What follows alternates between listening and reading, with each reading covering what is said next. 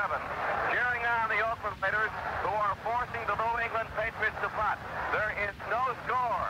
We're in the first quarter of this afternoon's game. 11:55 to go. Mike Patrick back to boot for the New England Patriots. They got one first down in this series when they took it over at the 16-yard line. And so the first punt of the afternoon.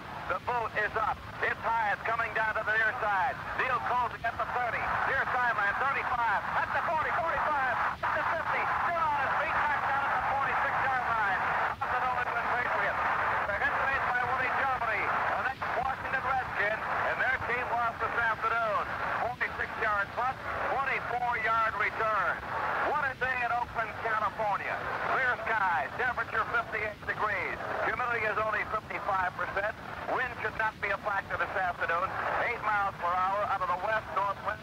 Tom Pagna, a great day for a football game. It all started here, Tony, at the beginning of the NFL season, and we're watching that same Oakland team with a 13-1 record going in, and we just witnessed, just before we came onto the air, a tremendous display of hitting by the defensive secondary of the Oakland Raiders. Tatum with an incomplete pass, but Tatum really took a shot, and I think that sets the tone. He hit Randy Vitaha just under the Adam's apple and flattened him. Didn't knock him out, but put him right on the seat of his pants. And the tone of the game was set on the opening kickoff. New England had won the toss. Jess Phillips took the ball, brought it up the right side to the 16-yard line, and he was necktie tackled by Charles Phillips. And you'll wonder how his head remained on his shoulders. So the Raiders, who have the football now, 1st and 10. The first offensive series, they are led by Kenny Stabler. And what a year this young man has had. Kenny Stabler of the Oakland Raiders brings the ball club out. Cliff Branch is out wide left along with Fred Bolitnikoff. The tight end Dave Casper on the right side. Running back to Davis and Van Egan. Hand off to Davis, coming to the outside at the 40 to 45. Up to the 47-yard line. There was a penalty on the previous play. The ball had been brought back to the Oakland 39-yard line. So the Raiders are in business. A gain on the play of almost enough yardage for the first down. It'll be about 1.5 yards short of being a first down. Looking at the defensive alignment for the New England Patriots, Tony McGee, Ray Hamilton, and Julius Adams. They use a 3-man front. The linebackers, Zabel, Hunt, Nelson, and Pete Barnes. Second down and short. Handoff, straight ahead. Van Egan, who gained 1,000 yards. Barrels past the 50, down to the 49-yard line. Julius Adams makes the stop on the play. But it's a first down for the Oakland Raiders, who started at the 39-yard line. 1st and 10 now for the Raiders. The Minnesota Vikings winning their game this afternoon. So Oakland has it. 1st down and 10. They are in New England territory. Let's call it about the 48-yard line. Out of the huddle they come. Bolitnikoff comes wide to the left. Now Branch, who is in the slot to the left side, moves to the far sideline. Steps himself. Wide receivers left and right. Stabler back to throw. First one down the right sideline. Going to the speedster. Branch. And it's been hauled out of it at the 7-yard line. He was covered on the play by Bobby Howard, the left cornerback. 6'2", 177, a 10-year man out of San Diego State. Cliff Branch, 5'11", a speedster out of Colorado, now in his 6th year in the National Football League. Fine set of receivers for Stabler to throw to. You've got Branch, you've got Bolitnikoff, and the gentleman they call the best tight end in the business nowadays, Dave Casper, 6'4", 228, a young man you had at Notre Dame, Tom, in his 4th year in the pros. The Ghost, they call him, Tony, and rightly so. He gets open. Second down and 10.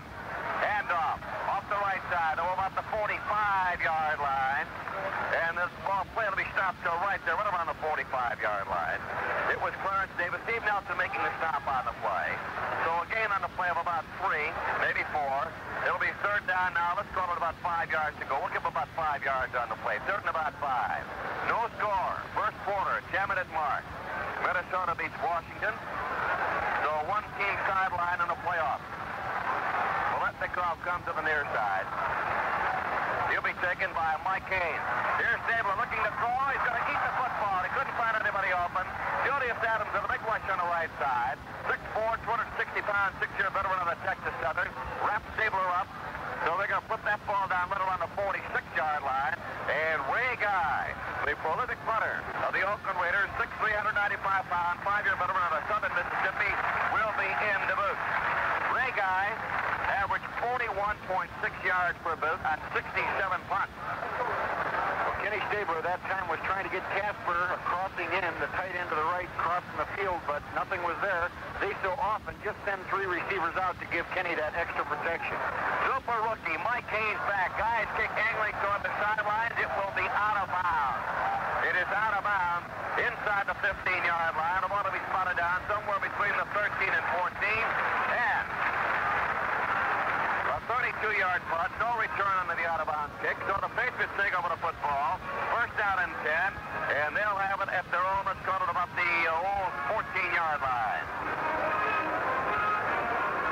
With a score, New England nothing, Oakland nothing. There's a timeout on the field. Now this. The Patriots, who finished the league season with an impressive 11-3 record, defeated all 3 AFC playoff teams. They knocked off the Steelers, the Colts, and the Raiders, en route to their first playoff berth since 1963. New England concluded the season Sunday with a 31-14 conquest of the Tampa Bay Buccaneers. The Patriots finished with 376 points scored, and that's the second-best total in the National Football League, and they gave up 236 points. These 2 opponents met last on Sunday. It was October 3rd at Schaefer Stadium, and Oakland got blown out on that one, 48-17. But the Raiders have not lost a game since, and as it turned out, that was the only game they lost all year. New England entering the playoffs, riding a 6-game win streak, while the Raiders have won 10 straight, closing out the league 24-0 against San Diego. Coach Chuck Fairbanks' explosive Patriots offense triggered by quarterback Steve Grogan. Patriots have a huddle double set in. The ball goes to Sam DeVan Cunningham off the right side. Pass the 15 up to about the 16 or the 17-yard line. Sam Cunningham's been bothered by a shoulder injury. There was some doubt as to whether or not he would play today. He stopped on the play by Willie Hall. Gets about 4 yards. From around the 14-yard line up to about the 18. It'll be 2nd down and 6 to go. Well, Sam Cunningham, as you know, and everybody across the land does, is a wonderful weapon to have in that ground game, and that's where New England has really stuck it to Oakland on their earlier meeting. Steve Burks is flanked wide to the right. Double tight end. Here's the handoff. Andy Johnson straight ahead to the 20 up to about the 21-yard line. Stopped by Teddy Hendricks on the play. So Andy Johnson gets the ball up to about the 21, and that's about it. Hendricks called the man Stork, had some great years as a member of the Baltimore Colts. The Colts play tomorrow afternoon. They'll take on the Pittsburgh Steelers. Tom Pagna and I will be there. Lindsey Nelson and Pat Sheridan will head for Dallas, Texas for the game between the Rams and the Dallas Cowboys. You'll hear both games over most of these Mutual Network stations. Another great afternoon of football over Mutual, the nation's #1 sports network. Wide left is Bataha. Grogan, the quarterback. Steve Grogan, back to throw. Takes the handoff to Johnson, throws the ball up. He's got it to Russ Francis, the tight end, and he is down at about the 31-yard line. The hit made by George Atkinson, the veteran linebacker, rather the veteran safety out of Morris Brown, 6'185"er. Russ Francis, 6'6", 240 pounds. He's a 2-year man out of Oregon, and he was the #3 pass receiver for the New England Patriots during the regular season. That's his 27th catch of the year. He averaged about 14 yards a catch. New England's got a first down. 7.5 to go. First quarter action. American Football Conference playoff. There is no score. Marlon Briscoe. Wide to the left. The handoff goes to Johnson, and Johnson's not going anywhere. Hit by Monty Johnson. Monty Johnson is 6'5", 240 pounds, a 5-year veteran out of Nebraska. He's one of the 4 linebackers for the Oakland Raiders. Andy Johnson, a running back, a 3-year man out of Georgia, 6', 204 pounds. Looking at the front 3, John Matuzak, the defensive left end, the nose tackle is Dave Rowe, Otis Sistrunk, the defensive right end. You've got Phil Villapiano, Monty Johnson, Willie Hall, and Teddy Hendricks, the linebackers left to right. The deep men, Alonzo Thomas, George Atkinson, Jack Tatum, and Willie Brown. Plenty of experience. Johnson, though, carried the ball 4 times, has not gained a yard yet. Handoff goes to Sam DeVan Cunningham. Barrels off the left side on a hole between left guard and left tackle, and flies past the 30 up to about the 33-yard line. The nose tackle, David Rowe, makes the hit on the play, but some fine blocking by Leon Gray and John Hanna. Gray out of Jackson State, a 4-year veteran. John Hanna, a 4-year veteran from Alabama, where he was an All-American. And Lindsay and I are going to be in Memphis, Tennessee for the Liberty Bowl. That's going to be Monday night, UCLA and Alabama. And again, you'll hear it over most of these Mutual stations. Briscoe goes wide left. 5'11", 180-pounder, a 9-year veteran from Nebraska. University of Nebraska at Omaha. double wing formation.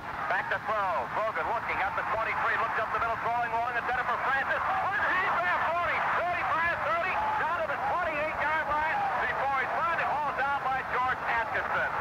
Oh, beautiful lead pass by Grogan, and Russ Francis put that left hand up there like it were a bushel basket, took the ball one hand, brought it to his body, and New England's in business at the 27-yard line of the Raiders, a 50-yard pass play.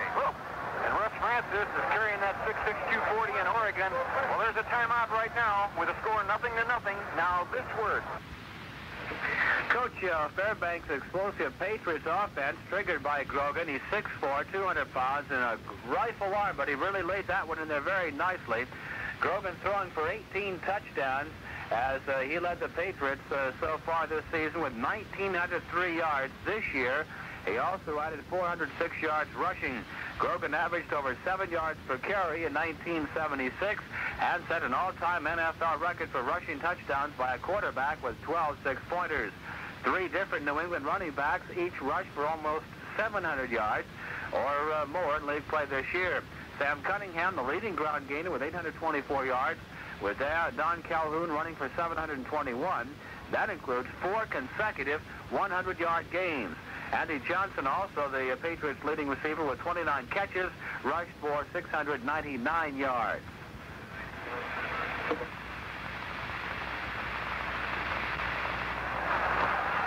Well, we're going to apologize for the timeout that was not taken. Grogan back to throw. Pass is complete to Andy Johnson, and he's hustled out of bounds right around the 25, 26-yard line. It was second down at about 12 to go. Running play lost a couple of yards. So now we've got a third down play coming up. And about 7 yards to go for the first down. Phil Villapiano ran Johnson right out of bounds along with Willie Brown. So big key play here. Third down. The ball at the 25 of the Oakland Raiders. New England in possession. No score. Clock is wound down to 4.5. First period action. Wide left. We've got Pagna. And in front of the left side is Darryl Stingley. Grogan is 4 to 5 this afternoon. 72 yards. Steve Grogan. 2-year man out of Kansas State. Back to throw. Got the time. Looking, throws. Pass is caught. 10, 5, and Frisco down to the 1-yard line. Marlon Frisco made the grab. Coming across the far side. Crossing pattern. And Frisco makes the catch. Check it. Wait a minute now. It was not Frisco. It was Darryl Stingley, the young man out of Purdue. And I think you'll remember him, Tom. Certainly do. As a matter of fact, Grogan made a little run-action fake into the ground or into the interior of the line. Sistrunk from his right end defensive position was really putting the heat on, but the timing factor, Grogan had all the time in the world to spot him and let Stingley take a lead step. Super job by Bill Linkitis, the center. Sam Adams, the John Henn of the guards, and the tackles Bob McKay and Leon Clay. They provided plenty of protection. Here's the handoff by Grogan. Andy Johnson hits the goal line. Is he in? Touchdown!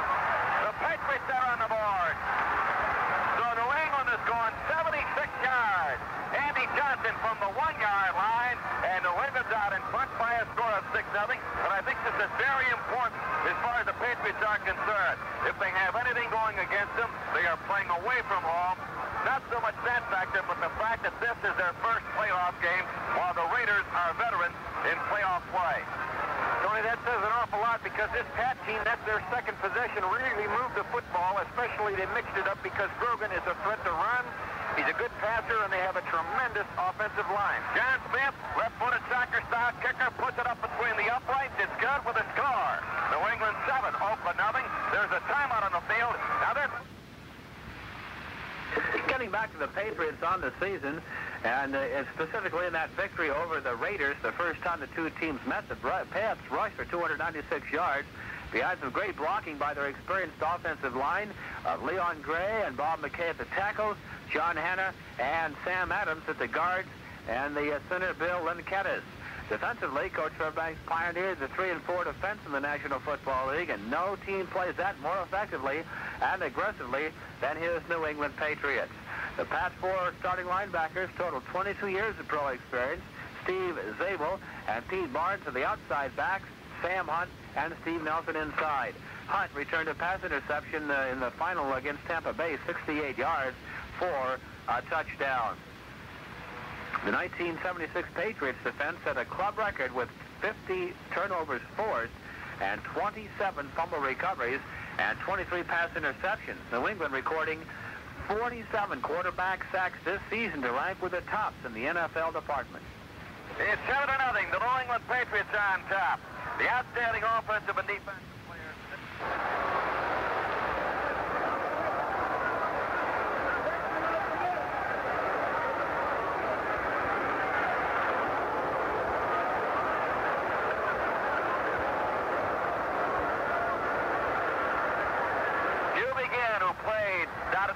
For Don Childersdeep, along with Carl Garrett. Garrett takes it at 5, at the 10, at the 15, at the near side of the 20, 25, at the 30. He's tripped up. Oh, he was off and running. He tripped up right around the 30-yard line, and it was made by Willie Germany, the ex-Washington Redskin. So the Raiders, who were down by a score of 7-0, after a 27-yard return by Garrett, will put the ball in play. First down and 10 at their 32-yard line.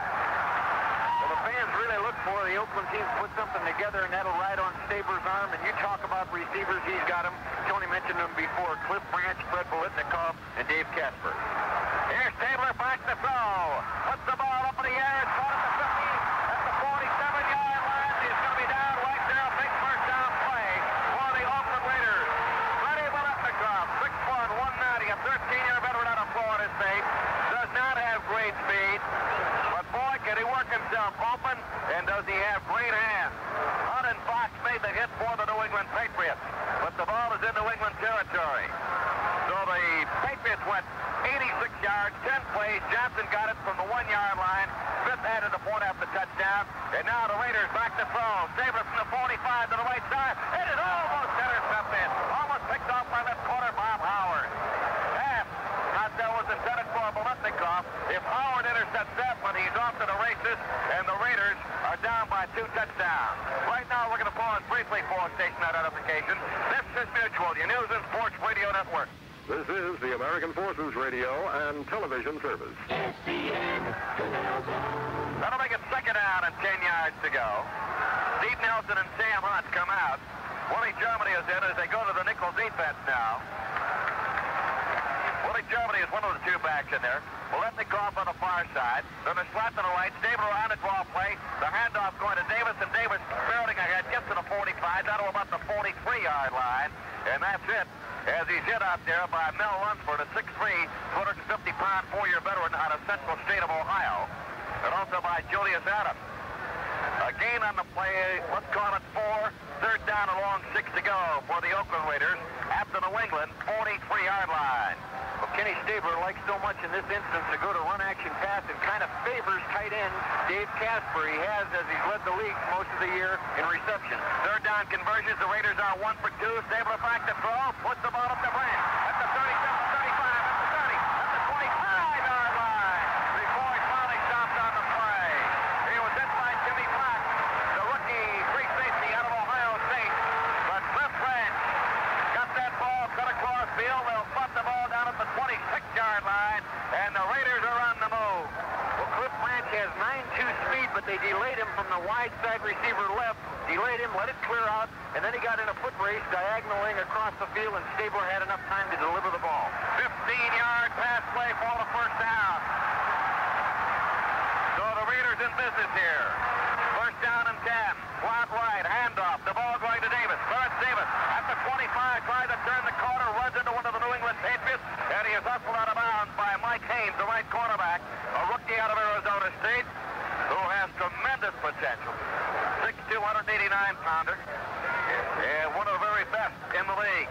Well, Gene Upshaw is a little unhappy with that particular play. It was a sweep going to the left. Gene knocked his man inside out, but the running back didn't quite see it. Clarence Davis, not dipping it inside, went to the sideline for a no-gainer. 4 carries for Davis, a total of 22 yards. The ball is now at the 23-yard line.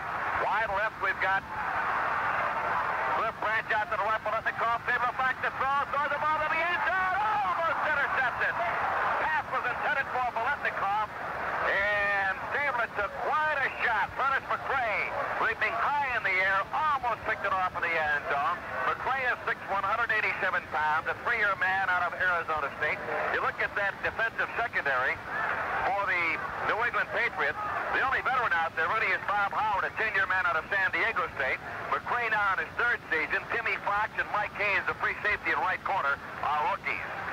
Well, Kenny Stabler that time really went for the gold market instead of the small badge because there was a tight end underneath that was wide open, and he didn't really see the free safety coming over. Double to the right side. We've got Paletnikov and Branch to the left side. We have the big tight end Casper. Pass is blocked down. Kenny Stabler tried to sidearm that ball to the left side, and it was knocked down by the nose tackle, Ray Hamilton, 6'1", 245-pound, 4-year man out of Oklahoma. So the front three, Tony McGee, Ray Hamilton, and Julius Adams. The linebackers, Zabel, Sam Hunt, Steve Nelson, and Pete Barnes. Zabel now 2 for 6 at a total of 38 yards. The ball is at the 23-yard line of New England. It's fourth down, about 7 yards to go. And in. We've got David Hum to hold, and we've got Errol Mann, the former Detroit line, to kick. The kick will come from the 30-yard line. Spotted down. The kick is up there. It's got a chance. It is good. A 40-yard field goal by Errol Mann with a score. New England 7, Oakland 3. There's a timeout on the field. Now this. Oakland Raider coach John Madden is expected to go with the same units, and he has, so that earned the Raiders their best one-loss record in the league. Stabler sat out the finale against San Diego and had a banner season in '76, 194 completions at a completion rate of over 66%, and he led the National Football League in touchdown passes with 27 and threw for 2,737 yards. Running back, leading ground gainer Mark Van Eaglen, who finished the season with 1,012 yards rushing, and Clarence Davis, who also was held out against San Diego with 516 yards. Pete Banaszak with 370 yards, and Carl Garrett with 220 yards also will be seeing considerable action. The Raiders offense operating behind a veteran line of tackles Art Shell and Sean Vella, guards Gene Upshaw and George Bueller, along with center Dave Dalby. So the Oakland Raiders trailing at this point by the score of 7-3. 7-3. New England out in front. The Oakland Raiders came back after the New England Patriots had gone 86 yards for the go-ahead score. The Raiders came back 68 yards, a minute 13 left to play in the third period, 8 plays, and they settled for a 40-yard field goal by Errol Mann. Kick high, coming down. It'll be Jeff Phillips at the 4, the 5, the 10, 15 at the 17-yard line.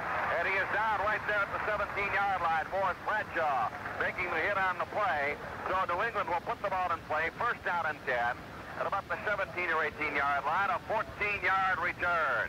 And one of the Raiders shaken up on the play down at the 19-yard line. Can't see who it is. Mike Ciani, who's the backup to Fred Paletnikov as the wide receiver.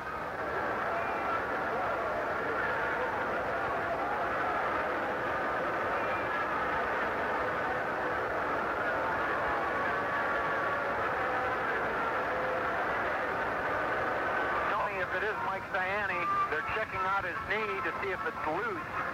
And I know that hurts because he's a fine backup receiver and one of those guys that you just have to play on the special teams. Looking at the stat for the New England quarterback, Steve Grogan, 6'4", 200-pounder, a 2-year man out of Kansas State. And he's just had a great year. Coming into this game, 145 out of 302 passes. He's completed 48%, 1,903 yards, a total of 18 touchdowns. However, he has been intercepted a total of 20 times, and that's high in the American Football Conference. By contrast, Kenny Stabler had 194 completions in 291 attempts, 66.7% completion, 27 touchdowns. He was intercepted a total of 17 times. Mike Ciani being carried off the field, at least helped off the field. So he'll come to the sideline. And a welcome to our servicemen and women at home and overseas as today's game is being carried over the American Forces Radio Network. And we certainly hope that you enjoy the game and will have a most happy holiday season. Randy Mataha, the mighty man out of Stanford, 5'10", 170-pounder. It is 6th year in the National Football League. Along with Darryl Stingley, wide left and right. Grogan on the handoff. The ball going to Sam the Bam Cunningham, but he barrels straight ahead. Gets the ball up to about the 20, 21-yard line before being stopped by nose tackle David Rowe, linebacker Monty Johnson. A gain on the play of about 3 at the most. Second down and 7 yards to go. New England, as time winds down in the first quarter, out in front here over Oakland, 7-3 on a beautiful sunshiny day in Oakland, California. Couldn't have a better day for a football game. Stingley goes wide to the left. Logan with the deuce backfield. Cunningham and Johnson. Stingley in motion out toward the near side. The handoff to Sam to bat at 20, 25, 26-yard line. Teddy Hendricks making the hit on the play. But he also had some help from the linebacker, Phil Villapiano. Not enough yardage for the first down, but it'll be third down and about 2 yards to go for the first down. The offensive line of the New England Patriots, one of the very best in the National Football League. 3 seconds, 2 seconds to go, 1. And there it is. That's the end of the first quarter with a score. The New England Patriots 7 and the Oakland Raiders 3. Coach John Madden finished the 1976 season with an 8-year league game record of 83 wins, 22 losses, and 7 ties. And that gives him a pro career winning percentage of 79%. And he says he's going to go with that orange defense the Raiders feature through the season. That's their 3-4 defense.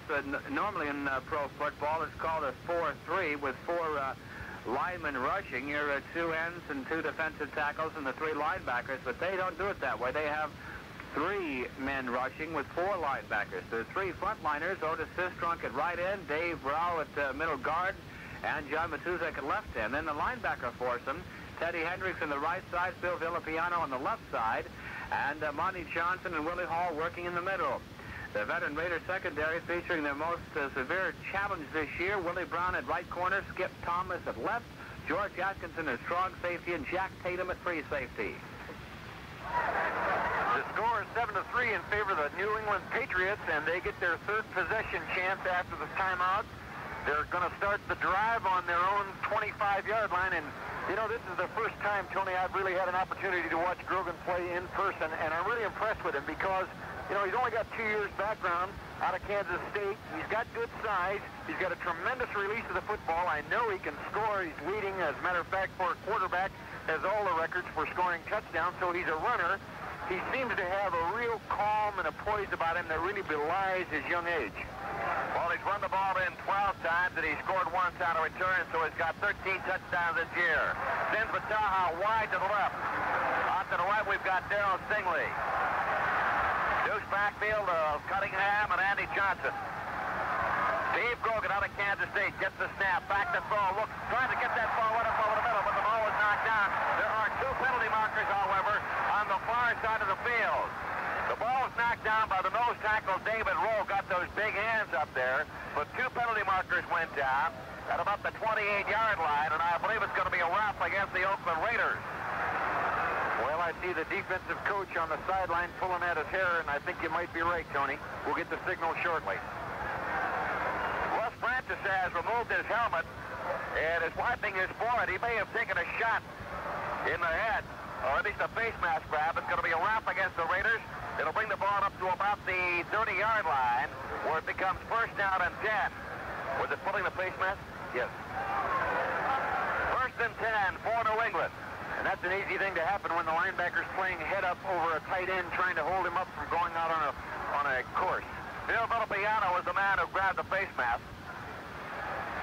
They shift out of the eye in the backfield. Here's the half-fake handoff by Grogan. Looking, got him out open over the middle, goes to the sideline instead. But the pass is intended for Andy Johnson, but it's incomplete as it goes out of bounds.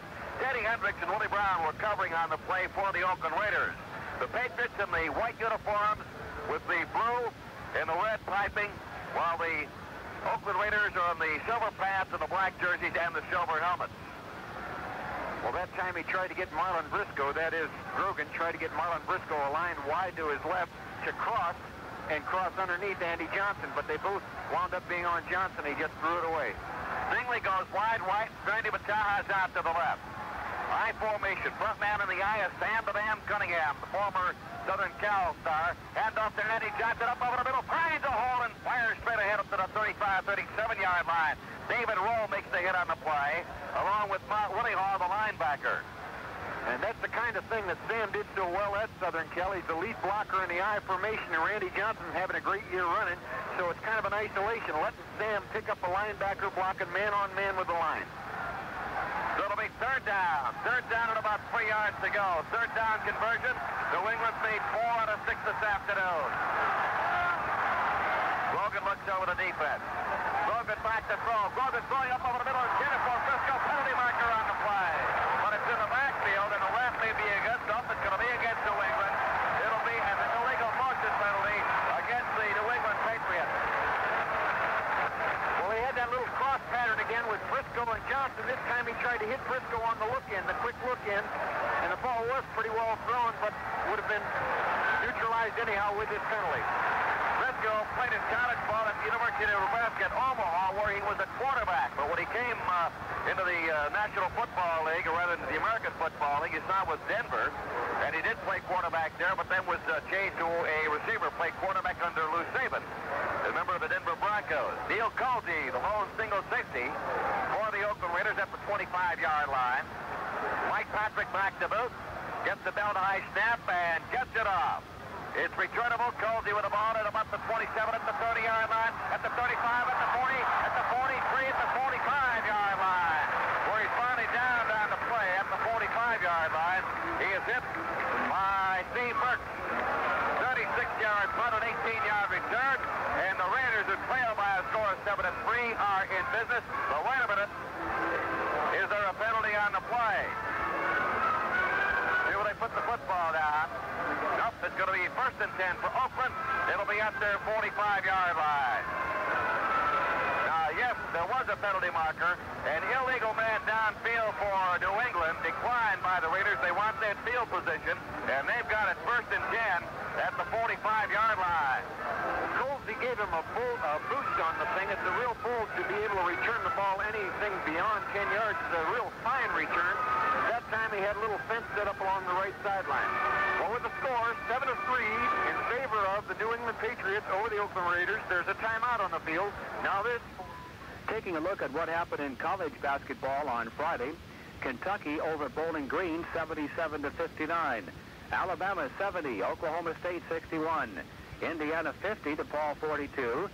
San Francisco 90, Pacific 73. UCLA 107, Rice 60. Nevada, Las Vegas 112, North Dakota State 81. In the National Hockey League, Washington 3, Toronto 2. The New York Islanders 4, Atlanta 2. In the World Hockey Association Friday, Birmingham 4, Houston 3, Indianapolis 5, New England 4. That was in overtime. And Edmonton 1, Phoenix 0. In the National Hockey League on Saturday, Atlanta at Detroit, Buffalo at the Islanders, Washington at Pittsburgh, Colorado is at Toronto, Boston is at Cleveland, the Rangers at Chicago, Philadelphia at St. Louis, Vancouver at Minnesota, and Montreal is playing at Los Angeles.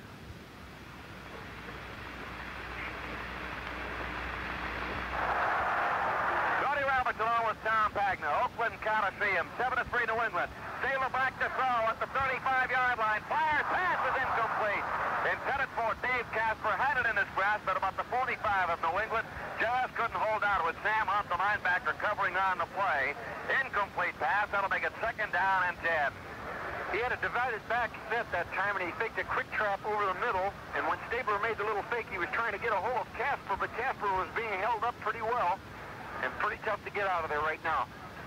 The Patriots pull their linebacker, Sam Hunt. They insert Dave Tipton, so they'll probably not go to a 4-man rush. 2nd down and 10 at the 45. Davis back to throw, dumped it out in the flat. Davis at the 40, at the 45, breaks the tackle, gets to the 50-yard line. And he picks up from the 40 to the 50, 5 yards on the play. Took that pass about 5 yards deep.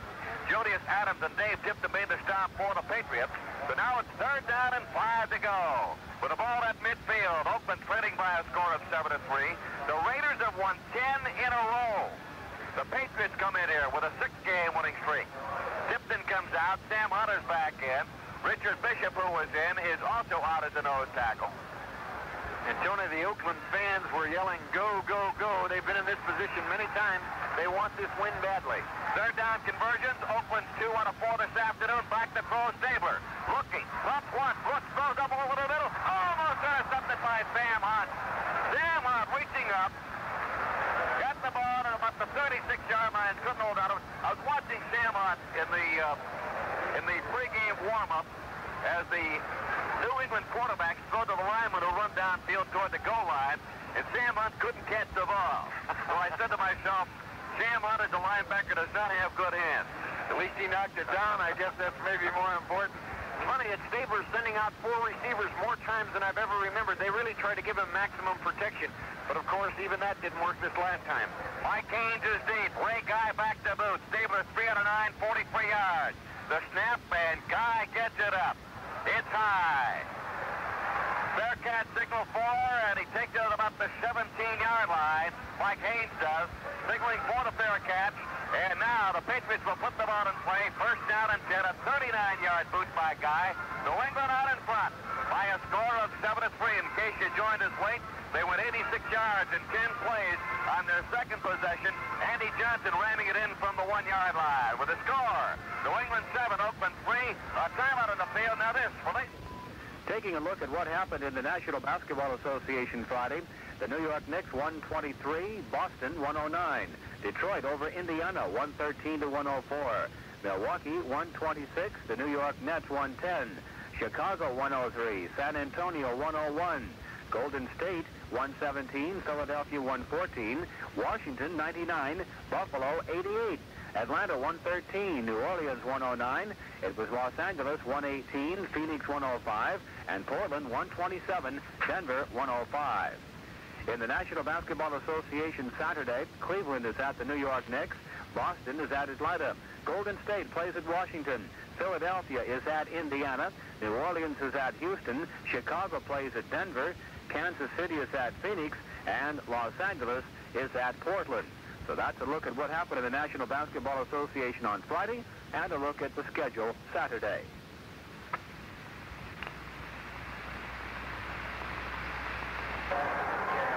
Here come the Patriots to put it in play at the 17-yard line. New England out in front by a score of 7-3. Stingley is wide to the right. Now comes back in motion toward the line of scrimmage. The quick pitch outside. Cunningham slips and falls. He was cutting in. He slipped and Villappiano was covering on the play for the black-shirted Raiders. So there's going to be a loss on the play of about 3 yards. It'll be second down and 13 yards to go. Well, opening up that play, of course, he's going out now was their second tight end, Al Chandler, number 87, was in along with Russ Francis, and now they made the substitution to put the 2 wide receivers in. It's a good running surface to have 2 tight ends, and what a bulge when you can run the football, especially down in your own territory. Bataha comes out to the left. Wide to the right is Darryl Stingley, the young man from Purdue. Sam the Bam Cunningham and Andy Johnson in the backfield. Russ Francis now moves in motion to the far side. He was a tight end left. Grogan is back to throw, looking, throws that ball. 20 at the 15-yard line, at the 20-yard line. The catch was made by the back in the backfield. Sam Cunningham got it up to the 20-yard line, picked up what he'd lost on the previous play, and got about 3 more. That'll make it third down at about 7 yards to go. Villappiano and George Atkinson, the left side linebacker, and the strong safety, respectively, made the stop on the play. Nose tackle David Rowe comes out. And into the game now, we've got Herb McMath, who is 6'4", 245 pounds, a number 4 draft choice out of Morningside College. Third down conversions, Grogan is 4 out of 7. High formation. Here's Grogan on the fake handoff to Andy Johnson. Grogan looking, throwing that ball. It's caught up there, and there's going to be a late. There was a little bit of a late hit by Tatum, but the ball was caught by Darryl Stingley, the wide receiver, and he made the grab at about the 33-yard line, and it's going to be a first down for the New England Patriots. Used to call that the old transcontinental pass because he rolled to the right, then came back and threw the ball against the grain off to the left side. I don't think he really intended it, Tony. He did roll to the right. I think he felt the pressure from Sistrunk on the right defensive end, and that little inside fake did hold linebackers and open up a little seam over the middle. So it's first down for New England. They're out in front here by a score of 7-3. Stingley's wide right, Bataha to the left. Handoff goes to Cunningham. He is back in the backfield. He goes absolutely nowhere. Otis this block. 6'4", 273 pounds, never played any college football. A 6-year veteran of the National Football League wars, wrapped him up right at the 31-yard line. A loss of about a yard in the play. So now the Patriots will have to go with second down and 11. Sam the Bam has carried 8 times, and the net 11 yards. Well, Steve Grogan is a very exciting player to me. I love the way he's mixing his plays up. The defenses haven't changed that much. Most of the time we're seeing single free safety. Briscoe is wide right. Here's Grogan back to throw. Singley's wide left. Looking, throwing. Pass is incomplete. Was deflected by Willie Hall. And it's incomplete. Willie almost picked it off. Played a super game in our first broadcast here. First game of the year against the Pittsburgh Steelers and won himself a starting job. Pass is intended for Martin Briscoe. So that's going to make it third down and 11 to go. And Randy Battaglia comes in. The Patriots, of course, coached by Chuck Fairbanks, who had tremendous amount of success at Oklahoma. And they have a Cinderella team for the 1976 football season. Battaglia, 5'10", 170 pounds, wide left. Singley goes out to the right. Francis, the tight end, is on the right side. Third down, 11 to go. The ball at the 31. Grogan back to throw. Rookie fires up over the middle. Penalty marker on the play. The pass is incomplete. It was intended for Darryl Singley. Penalty marker on the play. Covering was Alonzo Skip Thomas of the Oakland Raiders. And who will romp me again? Well, the palms up routine went to Skip Thomas. I don't know whether they'll call it on him, but he seemed to think he was in danger of having one called against him. And it looks like the walk-off is going to be against the Oakland Raiders. Steve Burke, 6'5", 211 pounds, a two-year man out of Arkansas State. Comes into the backfield now, rather as a wide receiver. The walk-off will bring the ball up to about the 37-yard line. It'll be pass interference against the Oakland Raiders, and that also means it's going to be a first down for the New England Patriots. So we've got 10:01 left to play here in the first half, with the score New England out in front 7-3.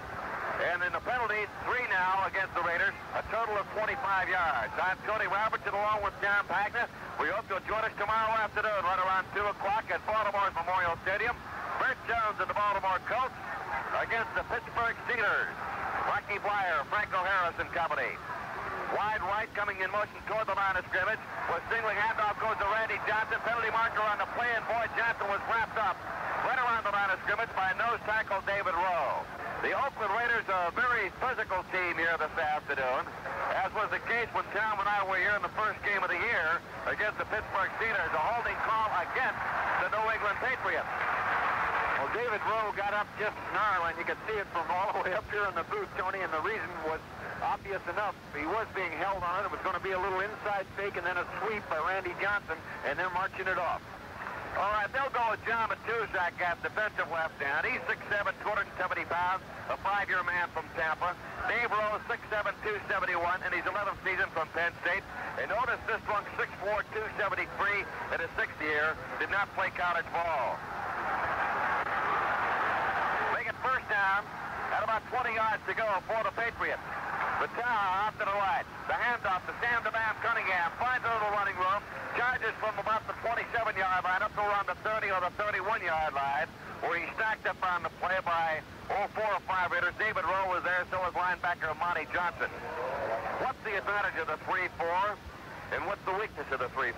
The advantage is pass coverage, Tony, right now, because you have the 4 linebackers able to get to their zones or able to get to their men right immediately.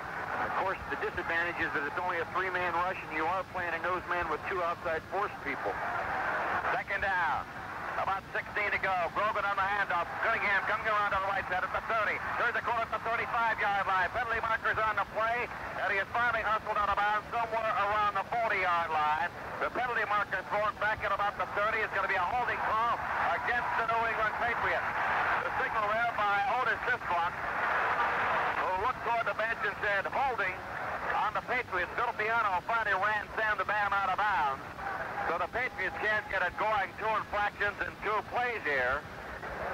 I got second down at about 17 to go, and it's going to be another walk-off against Oakland.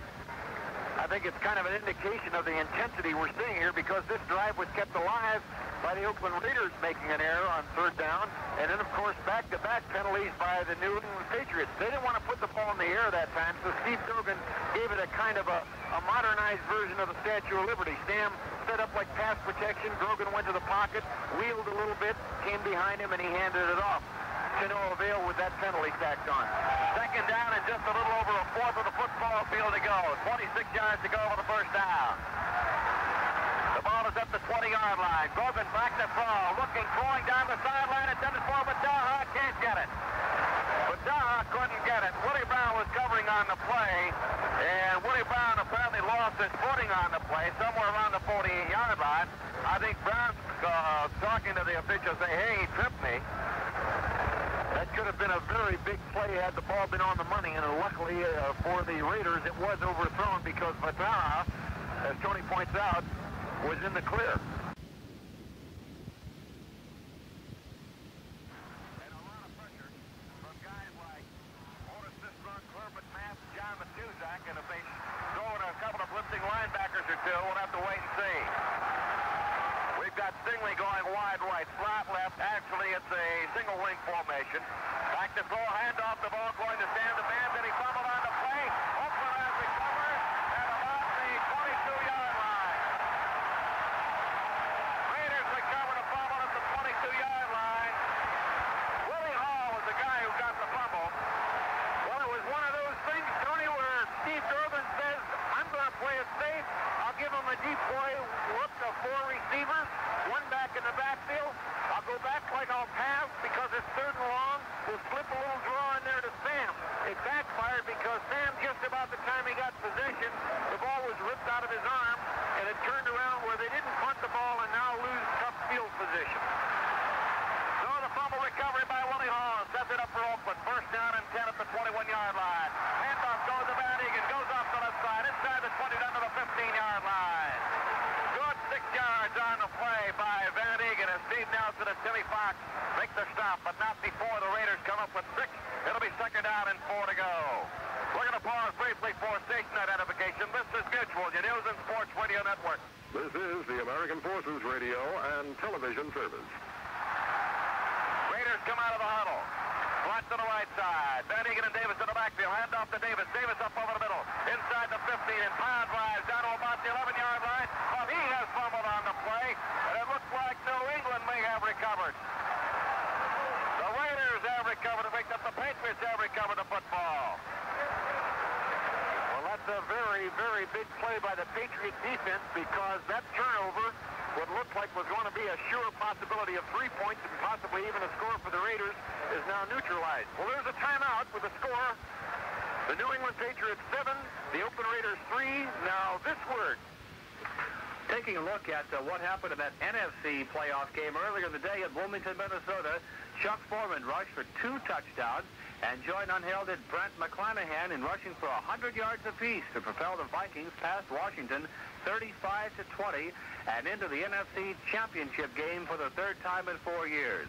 Franz Arkenton added 3 touchdown passes in just 3 quarters of work to ensure the Vikings the home field in the title game next week against the winner of the Los Angeles-Dallas game at Texas Stadium Sunday. With the Redskins keying on form in the first half, McClanahan ran wild in gaining 67 yards, and that's more than he had ever gained in a single game before, much less in a half. And he finished the day with his first 100-yard game ever with 101 yards and 20 carries. As a matter of fact, in his first carry of the ball game, in the first play of the game, he ran for 41 yards to the Washington 25 to set up the first touchdown of the game. Along with Tom Pagna at the Oakland Alameda County Coliseum on a beautiful day for football. Temperature right around 58 degrees. Oakland, California. The score 7-3. New England just recovered a fumble. Steve Nelson got the recovery. And so the Patriots put the ball in play. 1st down and 10 at their own E11-yard line. Grogan at quarterback, the 2-year man from Kansas State. There's a wide receiver to the right, turns around, gives the ball over to Sam the Bam Cunningham, and he hits up over the middle, gets the ball up to about the 14-yard line before being stopped by nose tackle David Rowe. So it'll be 2nd down and about 7 yards to go for the 1st down. Remember, at halftime today, we'll be announcing the winner of it.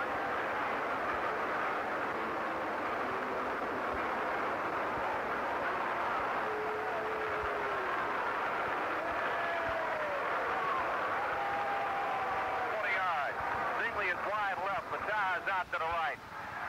Deuce backfield. Johnson and Cunningham. Grogan turns around. Fakes to Andy Johnson. Rolling to the left. Looking. Gets a block. At the 15. Running it at the 20. At the 22-yard line. And very wisely runs out of bounds. Forced out by Teddy Hendricks and Willie Brown would come over on the play. So Grogan finds the opening, scampers out of bounds, right around the 22. Well, Tony, I think, that is the dimension that a young quarterback has. They've taken the ball over deep in their own territory 4 or 5 times now. 16-yard line, 14-yard line, 18-yard line. Started this one at the 11. He picked up an easy first down there by virtue of the fact that Otis Sistrunk got hooked in by the offensive tight end, and he was allowed to get outside of the contain and pressure with the threat of a pass, but ran it for the first down.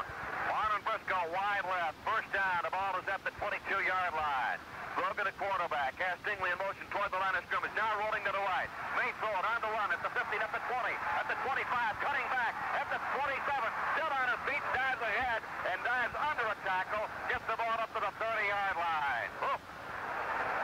Nice move by Grogan, who picked up a tough 8 yards on the play. That'll make it second down with about 2 yards to go.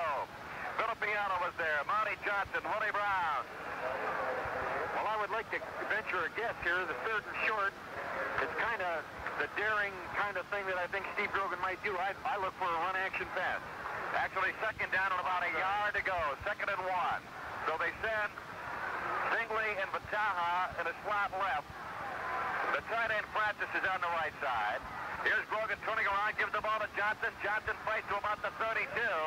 And I don't know if he got the first down yardage or not. He tried to go over the right side. Yep, the official said he did get the first down. Filippiano, the left side linebacker, made the stop on the play. But it's another first down for the Patriots. You talked about their field position. They've never put the ball in play outside the 20-yard line. The first time they got it was at the 16, the 14, the 18, the 17, and the 11. So if field position wins it, eventually the Raiders have to win this football game. But right now, New England's out in front by a score of 7-3. That may have started to move. Wide to the right goes Stingley. Double tight end. Flip back. Grogan turns around, fakes to Johnson, looking to throw, has the time, gets the ball off. Penalty markers on the play, and maybe a face mask grab against the Oakland Raiders. Filippiano and George Atkinson made the hit. Well, that's a standard kind of a double tight end offensive play where they do a double fake into the line, delay the right tight end, drive off the flanker back to the right, and then a delay man underneath in the flat. But that time the Oakland Raiders were up to the chore because Skip Thomas on the left side and Filippiano were right on it, but apparently they did call the face mask penalty. We'll look for the signal, and we're pretty sure that that's what it is. As there was, face mask, personal foul. Al Chandler was the guy who caught the ball. Chandler's a backup to Russ Francis. Chandler is 6'3", 229 pounds, a third-year man out of Oklahoma. So Francis now back in, Chandler's out. 4 penalties, a total of 40 yards now against the Oakland Raiders. Vataha comes wide to the left along with Darryl Stingley. Flat to the left side. Grogan, a quarterback, turns around, gives the ball to Johnson on the sweep to the right at the 50, at the 45, puts his head down and fires inside the 45 down to about the 44-yard line. Filippiano again was there on the play. Atkinson had come up. And also we've got Willie Hall. Leon Clay and John Hanna pulling out the right side to lead the blocking on the play. And in the backfield, Darren Calhoun, they call him the super sub. He came in when Cunningham hurt his shoulder, played about 4 games, gained 721 yards. Calhoun is 6 foot, 198 pounds, a 3-year man out of Kansas State. With a score, New England 7, Oakland 3. There's a timeout on the field. Now this. More on that Minnesota-Washington playoff game, won by Minnesota 35-20. George Foreman added a 30-yard scoring run in the third quarter, and then Fran Tarkenton finished off the Minnesota scoring with a 9-yard scoring toss to Sammy White with 37 seconds remaining in the third period. Washington did not score a touchdown until Billy Kilmer hit Frank Grant from 12 yards out with 10:42 remaining in the game. Kilmer connected with Roy Jefferson from 3 yards out with just 33 seconds left for the only other Washington touchdown. Mark Mosley booted field goals of 47 and 35 yards in the first and third quarters as the Redskins kept their playoff string intact of never having won on the road since the new format was established in 1970. Washington is 0-5 with 4 of the losses coming when the Redskins took part as a wild card team. Tarkenton hit 12 of 21 for 170 yards, before departing with a 35-6 lead. Tom Pagna, along with Tony Roberts at the Oakland Coliseum, where the New England Patriots are winning 7-3 over the Oakland Raiders. And the thing, Tony, that is fascinating to me is that a young team, never having been in this position before, coming all the way out to Oakland to play in the playoff game, they're moving the football. They've overcome some adversity by starting deep in their own territory several times, but they've proven that they have a great diversity of offense. They run the football, they get in the I formation, they send out 5 receivers. Wide left, we've got Briscoe out to the right there, Stingley. Here's Grogan turning around, gives the ball to Andy Johnson, and Andy goes right up over the middle, but he's upended by Monty Johnson, the linebacker, right around the line of scrimmage, dives forward, and gets the ball inside the 45, down to about the 43-yard line, where now the Patriots are faced with 3rd down and about a yard to go for the first down. 5 minutes and 20 seconds showing on the clock. Briscoe comes out. Daryl Stingley is out. Now they'll go to the double tight end line with Russ Francis and Al Chandler. 6 out of 10 third down conversions for the New England Patriots. Pete Brock comes in. He's going to be at center. Brock is 6'5", 253, a rookie out of Colorado. Double tight end. Everybody on the line of scrimmage. Handoff. Johnson going wide right. Cuts in at the 45. Trying to get down to the 42-yard line, 41-yard line. But he's not going to make it for the first down. Willie Hall and Jack Tatum came up to beat the play. Well, that was a very big 3rd down for the Patriots because with just a yard to go, they're down into 4-down territory. If they make the first, pretty obvious that he didn't make it, although it's very close. And on the 4th down try, if indeed they didn't make it, I believe they may go for the thing rather than punt it. All right, we're going to have our first very important measurement of the afternoon. It is just about 4 or 5 inches short of being a first down. About 4 or 5 inches short of being a first down. 4 minutes and 50 seconds on the clock. We're in the second quarter. New England leads at 7-3. They're about 4 inches away from a first down. They have reached the Oakland 42-yard line. It is now 4th down. 4 inches to go. Logan looking to the sideline. A coach Chuck Fairbanks. He says, go for it. The linebackers, Piano, Johnson, Hall, and Kenny Hendricks. And let's see how they deploy themselves along with the D-back. Everybody, just about everybody up on the line of scrimmage. Again, the double tight end with a wing left.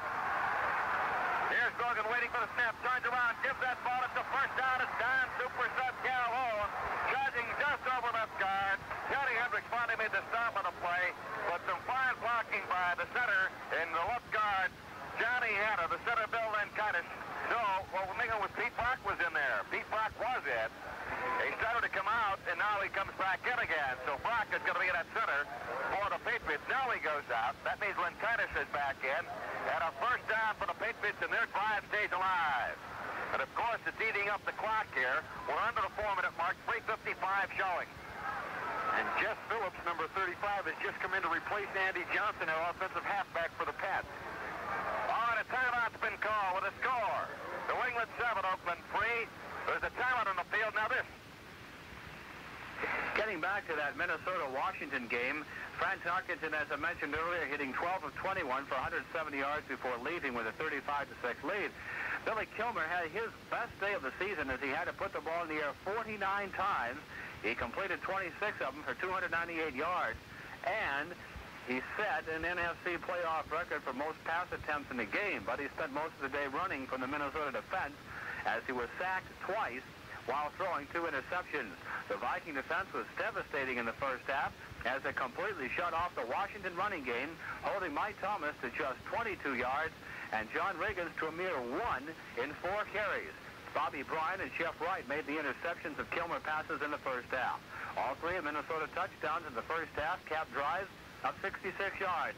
The Vikings made it 28-7 with their first possession of the third quarter, and their final touchdown came on their only other possession of that period.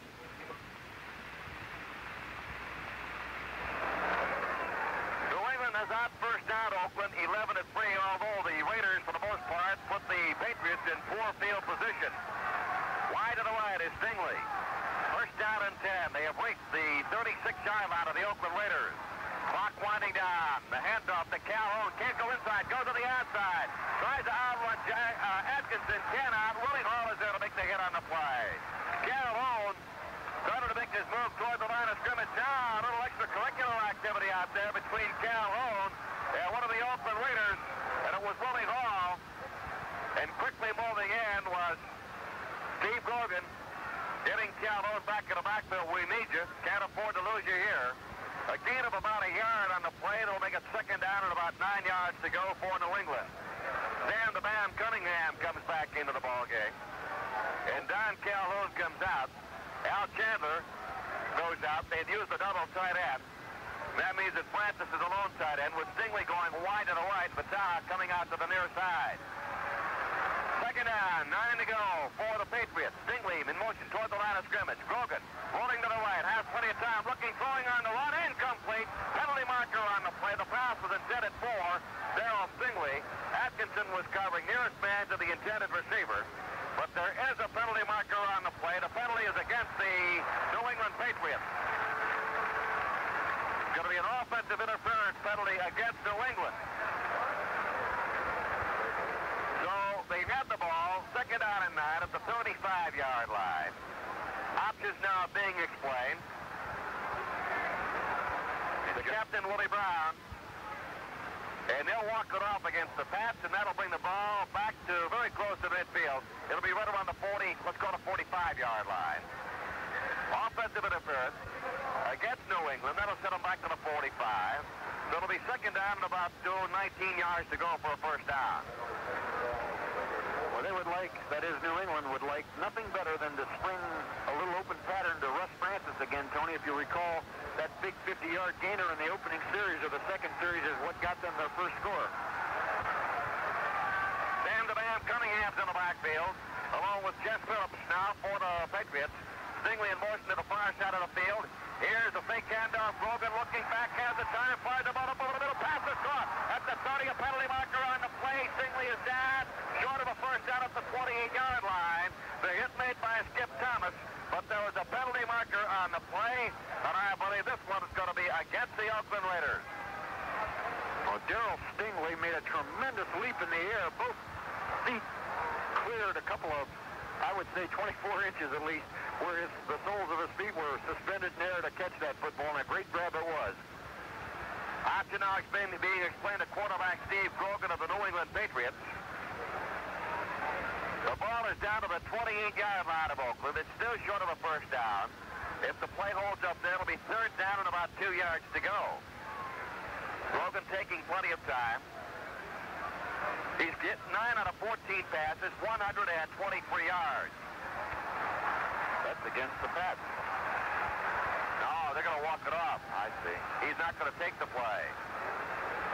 He'll bring the ball up to about the 40-yard line, and it's going to be a first down. Well, they traded it down for distance, 2:45 on the clock, and they have 2 timeouts left. Maybe the Patriots know what they're doing on it. The ball at the 40-yard line of Oakland. It's first down. Well, they had third down and 2. So instead of third and 2 at the 28, they now have it first down at the Oakland 40-yard line. Stingley is wide left. We've got Briscoe, the magician, out to the right. Fake handoff. Grogan run the run. Rolling out 40 up to about the 40. Make that the 37-yard line where he's run out of bounds by Willie Hall and Phil. It'll be out of the left side linebacker and the right inside linebacker, respectively. Again on the play, on the rollout right of about 4 yards. It'll be second down and 6. And, of course, that stops the clock. And that is wound down to 2 minutes and 40 seconds left. 15 plays so far in this drive. They started way back at the 11-yard line of the New England Patriots. They have now reached the 36 of the Oakland Raiders. New England out in front by a score of 7-3. All the scoring in the first quarter of this game.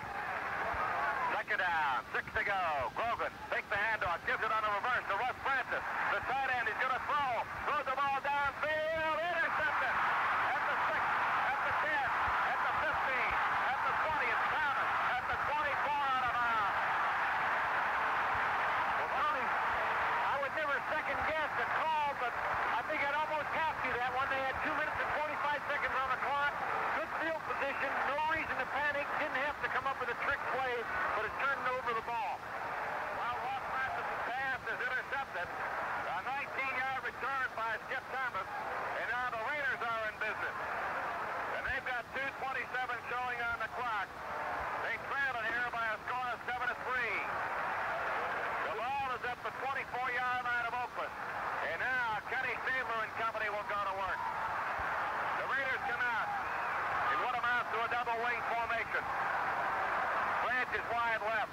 Paletnikoff out to the right. They hand the ball off to Van Egan, and he hits right tackle. And he charges ahead from the 24 up towards the 30-yard line before right inside linebacker Steve Nelson makes the stop on the play. 6'2", 230, a three-year man out of North Dakota State. George Beeler leading as the blocker on the play. The ball at the 30, it'll be second down and about 4 yards to go. Branch wide left, Paletnikoff out to the right. Again a double wing formation. But before they can get the play off, the 2-minute warning with a score. New England 7, Oakland 3, a timeout on the field. Now this. If his assessment of this week's practice sessions is any indication, Baltimore Colts coach Ted Marchibroda should make reservations for the Super Bowl. Marchibroda said Saturday that we've had a championship week as far as practice goes. He said it's been the best in his 2 years at Baltimore. And he said we had more offense and more hitting and more fight in our practices. He said his AFC East champions are better prepared for Sunday's playoff game against Pittsburgh than they were in last year's 21-10 loss to the Steelers. Marchibroda also said the home field advantage should help this year. 3 players who joined Marchibroda at a news conference also were confident of victory Sunday. Quarterback Burt Jones saying that they were in the playoffs last year. He says we've got a realistic attitude this year that we're going to win. Marchibroda said the game will depend on whether the Colts can stop the Steelers' running game and force them to throw the ball. It's a classic matchup. The NFL's top defensive team, Pittsburgh, and the top offensive team, Baltimore. Now Pagna along with Tony Roberts, where we're watching a terrific battle just before the half, closing 2-minute warnings on.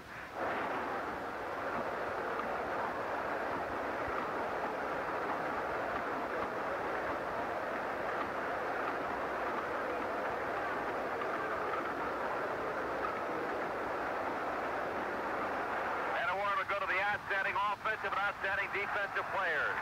Cliff Francis, feature out of Colorado, is wide to the left. Stabler back to throw. He's got Paletnikoff right side. Ball is thrown to Casper, and Casper is hit immediately.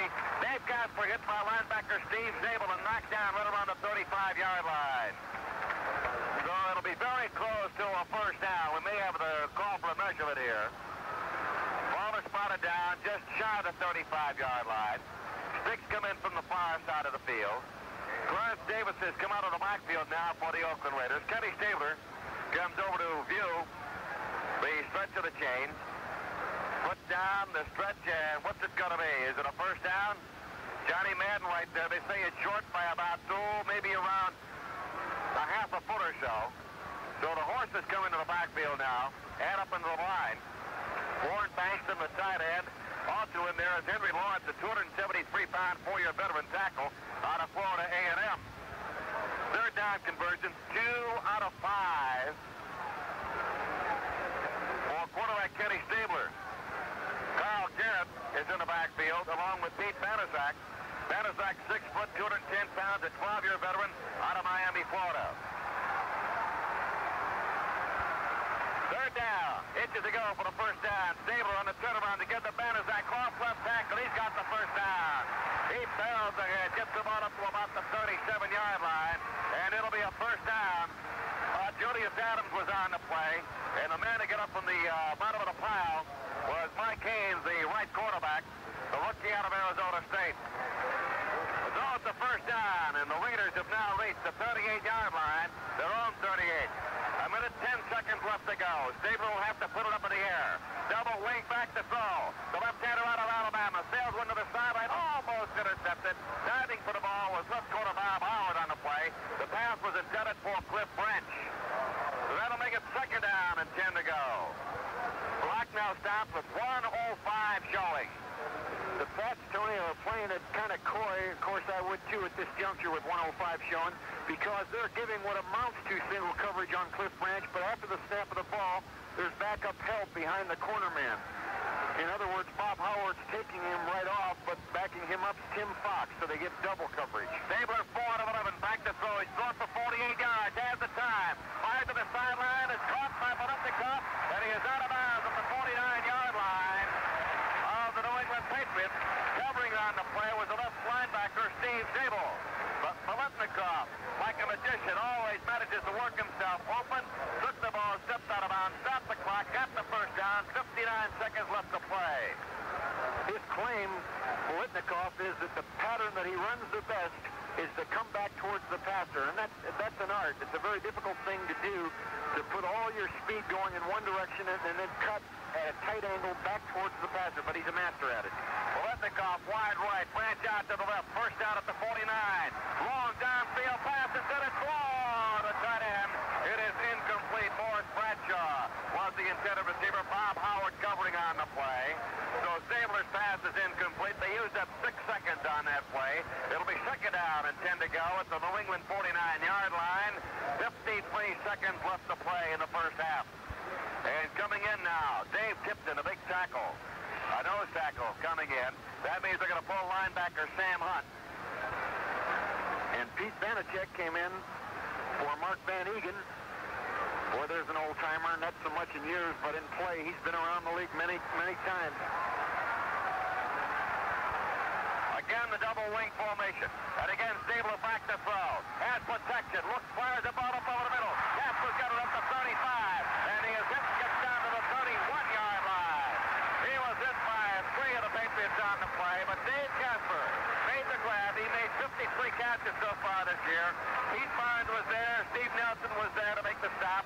But it's another first down for the Raiders, and they are moving forward with 45 seconds left to play in the first half. A 17-yard pass play from Stabler to the tight end, Casper. And we said that Casper had more catches than any tight end in the league this year. So he was the number 4 receiver in the American Football Conference coming into this game. He caught 53 passes. He had scored a total of 10 touchdowns. Cliff Branch was rated number 11, and Bolitnikoff number 14, and that is quite a trio of pass receivers. They've got 3 right up there in the top 14. Casper, Branch, and Bolitnikoff. Well, the amazing thing about him, we call him Casper the Ghost. The amazing thing about him is he can run. He's trimmed down to about 228 for us at Notre Dame. He played an offensive tackle. He probably could have played offensive center or guard for that matter. We moved him to tight end his senior year. He's got incredible hands and good instinct. The amazing thing to me, Tony, is that Cliff Branch, who flanks him on most of the plays, runs a 9-2. I can't spell 9-2. There can't be 4 people across the nation that can run a 9-200. So when you have the skills of a big tight end that can block, make your running game go, also get open and get a good foot race going with a linebacker, and Cliff Branch to scare the heck out of you along the sideline. There are a lot of tools for Kenny Stabler. Kyle Garrett's in the backfield. Morris Bradshaw comes out. Wide right, Bolitnikoff. Branch to the slot to the right side. Casper, the tight end, is left. Back to throw. Stabler looking. Penalty marker on the play. Going for Bolitnikoff. And again a penalty marker on the play. The route, I believe. Wait a minute now. Did he catch the ball? Apparently he did catch the ball. It looks like it was incomplete. There are 2 penalty markers. One back at about the 30-yard line. Another down at the goal line. Who's the call going to be against? It's going to be pushing. It's going to be interference. Decline. A pushing call against the New England Patriots. Well, that's got to be a very controversial play when they look at the replay of it. It agrees, of course, with the Oakland people.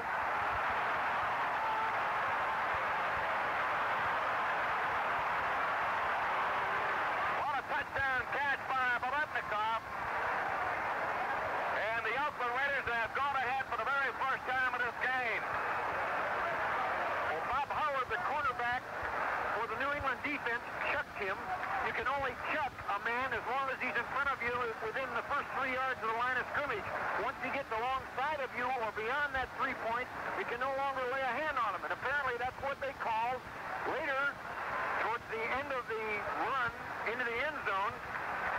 There was a pushing match again, and we didn't know which way that was going to be called, but obviously it went in favor of the Oakland Raiders. So the Raiders on a pass, a touchdown pass from Kenny Stabler to Fred Bolitnikoff. Stabler's 28th touchdown strike of the year puts them out in front by a score of 9-7. 9 plays, 76 yards. And Errol Mann will try with a point after. David Hum, the ex-Nebraska quarterback, will hold. Spotted down, kick is up there, and it is good. So we've got 39 seconds to go. And for the first time this afternoon, the Raiders are out in front of New England by a score of 10-7. And it all started with that intercepted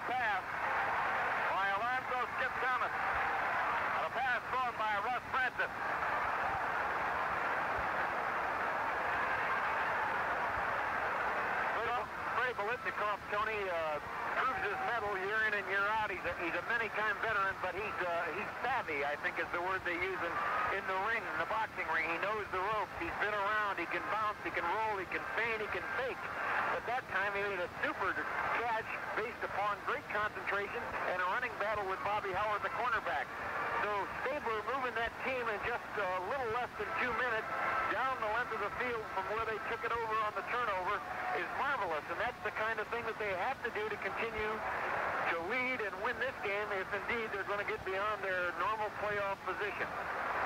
Well, the score for the Oakland Raiders obviously comes at a great time because there are only 39 seconds remaining. And, of course, that's the one thing you want to do. You'd like to go into the halftime, into the locker room at halftime with a little bit of impetus. We'll have Dick Kahn and Jess Phillips. Jess Phillips is a deep man, standing at about the 1-yard line as Ray Guy is ready to kick off here for the Oakland Raiders.